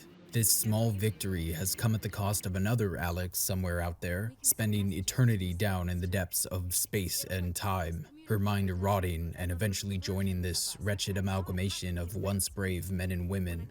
And that's almost the more merciful interpretation, viewing that final boat ride as an illusion, because the mental decay is a simpler existence than looping again and again with the knowledge that there's nothing you can do to change the night. It's devastating, it's not fair. It shouldn't be how Alex's story ends, but it is. Were we so inclined, we could break down the mythos Oxenfree has built. What's happening, why, theories on how. Originally, I was going to. I even did a cheeky little spin on the piece of paper to explain a timeline cliche. But the more I thought about it, I realized that it kinda doesn't matter. Oxenfree doesn't give us those answers anyway, and I think it's a more interesting game because of that decision. If the Sunken aren't controlling the loops, as the ending might suggest, who or what is? Is the island itself special in some way? Did the rip in time let something more powerful through? Or is nobody doing this? Is Alex just a freak victim of metaphysics? Or are the Sunken right? Is this some bizarre divine experiment? Are they conscripted by God? Are they dead? We don't know, and in a sense, it doesn't matter. Because Oxenfree is not really the story of teenagers navigating ghosts and a time loop, it's more about the way they grow in response to it. It's an exploration of character with so many added details and connections that we're left with a rich, ambitious text that's not only worthy of a careful, close reading, but I would argue shines under one. Oxenfree draws on history, religion, and myth to create something dense, something that challenges us, something that can support multiple interpretations. You could view this as a coming-of-age story, or a meditation on grief, or a reflection on the source of courage, or a spotlight on the injustice of a cruel world. And of course, all those things. It is all those things. And it was made by a tiny team, with apparently the one guy doing most of the writing on a tight deadline. The talent and wit and passion that went into this story is just wonderful. And the longer I work on this, the deeper my shame becomes that I haven't yet played After Party or Oxenfree 2. This game is absurdly creative, and they had one more trick up their sleeve. Find these beacons in the notes within and discover the true chronicle of the island. Oh, scavenger hunt! Scavenger hunt, scavenger hunt! Shortly after the game's release, players realized that if they arranged the call signs of Oxenfree's radio anomalies in alphabetical order, it created a phone number, 91 Oxenfree. Calling it would lead players to a song, which included a message in Morse code. Maggie. Something was afoot. Everything that follows is information I'm pulling from the Oxenfree ARG wiki and a related fan site which compiled a lot of the clues back in 2016. I wish I could credit the site's author, but all it says on the page is, I am making this site to compile static and offline versions of Oxenfree related documents and spreadsheets, as I have not and will no longer be maintaining them. Please do not contact me requesting editing rights, ownership, access, etc., or copies of the original documents or any further material. Frankly, this is the kind of curt, no-nonsense vibe we need more of in this world. You just know this person has never included an exclamation point in an email. Thanks, exclamation point? Not on their watch, bucko. You're getting hit with a regards, comma. Oh no, this is actually reminded me that I don't think I've checked my work email for months. I think I've accidentally ghosted a very nice lady from NordVPN, which is a product that I use, so I was somewhat open to that sponsorship because I don't just want to be peddling trash. But that's fine. I don't think I was going to do it anyway. Mostly because they wanted to sponsor the AC2 video, and by that point I knew I was going to have some jokes about the Pope, and I don't know. I don't want to compromise my artistic vision of lunacy. So I'll die poor. End of story. I do want to direct anyone who is curious about the ARG to a little documentary put together by Damian Bamford you can watch right on YouTube. That documentary includes a lot of the ARG's clues, interviews, and then actual footage of the group of fans that went out to find the cache. It's really cool. It's about 20 minutes. It's linked below. I encourage you to go check it out. The people that called the number would receive a text with a clue that pointed to another bit of Morse on one of the soundtrack's songs. That led to a Twitter account which is still active today that guided the rest of the ARG. Eventually, the phrase "Milner is Ward" was decrypted, probably the most significant clue because Fort Ward is a well-known park in Washington state on Bainbridge Island, a ferry ride away from Seattle. A series of deleted tweets left two specific ferries, the Tacoma and the Wenatchee, both of which were on the Seattle to Bainbridge Island route. So both the ferries and the Ward clue pointed to Bainbridge Island. And then, my favorite part, and the moment I just knew I had to include this, the tweets also left the names of 3 fort batteries, Thornburg, Vinton, and Mitchell. And if you connect them on the map, you get... It's very cool, I love this. So a group of fans met up and set out for Bainbridge Island. If you want to see footage of that little expedition, again, Bamford's documentary is linked in the description. Inside a cache hidden in Fort Ward were 14 letters which provided a kind of epilogue to Oxenfree's story. The first 7 are some version of Alex warning herself and others to not come to Edwards Island, and at letter 8, the tone shifts. We get, "To Alex, our name is Alex, we're 16, we go to Kamina High School, our brother Michael drowned, do not come to Edwards Island, it's not safe, my name is Alex." We can intuit that this Alex, like Anna, is losing her singular identity, but kind of claws it back to herself in that last sentence. Or we could also interpret this as Alex gaining an awareness of the multiple realities, which is a little more hopeful. Letter 9 goes back to I, but then letter 10 continues the regression. To no one, my name is no one, I'm nothing, I go nowhere. I have no brother, it does not matter what you do, no one is safe. ZZZ. Letter 12 returns to Alex's normal warning again, and then letter 13 is entitled Jonas, and reads, "To anyone, my name is Alex, I'm 16, I go to Kamina High School. My brother Jonas is not himself. Do not come to Edwards Island, it's not safe. A." This one is really strange. Every letter leading up to this was referring to Michael here as her brother and talking about Michael drowning. And here it's switched in this penultimate letter to be a warning about Jonas. I don't know how else to interpret this. Maybe we're supposed to understand that Alex thinks the Sunken may have escaped through Jonas at the end, but nothing in the game really points to that, so not sure what to do there. The final letter starts as a copy of the first Adler letter we find, before Alex seems to gain control at some point and changes the ending. It now closes with a line, "Do not come to Edwards Island, it's not safe." So this all but confirms that at least one timeline's Alex is trapped with the Sunken, and that though she's fighting, her mind is breaking down just like Anna's. We talked about Anna's slow deterioration and how that was conveyed in her messages we picked up on the island. Since Alex has that knowledge, she knows what to expect, and she's repeating these phrases again and again and again to try to maintain her sense of self, and it seems to be working to some extent. So it's a dark epilogue, but not a hopeless one, I think. The letters were recovered on June 11th, 2016, and for a while, I think that was it. Then, months later, in February of 2017, more tweets began to appear. Much less ambitious and referred to as the Sunken ARG, These messages appear to show attempts to contact the Kanaloa before the explosion, to seemingly prevent the entire catastrophe from occurring in the first place.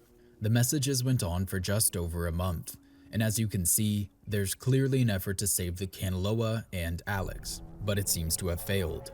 I suppose it would have to fail, or we'd bring about the grandfather paradox, where stopping the explosion of the Kanaloa means there'd be no more time loops, but the time loops were the only way we could stop the explosion of the Kanaloa. There might be more to this story in Oxenfree 2, a game I'll probably critique down the line if it's even close to as good as the original. So that's where Oxenfree and its subsequent alternate reality games leave Alex, still trapped with the Sunken, but still fighting to save both them and herself while holding tightly to her individual identity. It doesn't radically change our understanding of Oxenfree's climax, but it enhances it, sharpens it, makes it easier to bring those narrative stakes into our world because, you know, it literally brings it into our world. It was a cool touch. But anyways, what time is it? Yeah, sorry, I gotta run or I'll miss the ferry. Ren's dragging me out to Edwards Island for that yearly beach party thing, and I have to pick up what's-his-name Jonas too. As I'm going over this now, I'm realizing that, much like the game I'm critiquing, it's a little messy. We have all these threads we've pulled out. Oxenfree's use of liminality to create an uncanny feeling in Act 1, the way vulnerable character moments are carefully moved into and out of, the way that grief and death and inevitability slowly emerge as themes on Loop 1 and get refined in subsequent loops, the way that Oxenfree leans on history and religion to create a story that feels deeply rooted in this world, this strange little corner of the Pacific Northwest. It almost feels real, and then they made it real. I love dialogue, and you can tell in the critique that's where my focus was drawn, but different players will come away from this game with different things they found most effective. There's a literary quality to the way Oxenfree is unashamedly layered, built like a text, ready to be interpreted, prodded, poked. It's not a story that's built to support a definitive conclusion. Rather, it raises questions, thoughtfully and constantly. It reminds me of a Chekhov line, art doesn't have to solve problems, it only has to formulate them correctly. I think Oxenfree works to not cleanly answer the questions it raises, and through its deliberate abstention, the torch is passed to the player. This game is aptly described as a coming-of-age story, but I think we're almost looking at two separate moments in a young life. Loop 1 feels like a coming-of-age tale, a teenager finding empathy, courage, wisdom, and the strength to let things go, but our subsequent loops start to feel different. We wrestle with concepts that feel better suited for the mid to late 20s and early 30s. This becomes a story much more about confronting our mortality, the merits and the necessity of sacrifice, and the little, tiny moments of joy and purpose you discover and create on your collision course with the inevitable. And even if the story and the stakes don't connect with you to that extent, there's still probably something here for you. Oxenfree is still fun, it's mostly well-paced, the dialogue is refreshingly good, the friendship's intense and fickle the way that only teenage friendships really are. It's just a lovely little game that tries to do something big and weird and sticks the landing with laudable precision.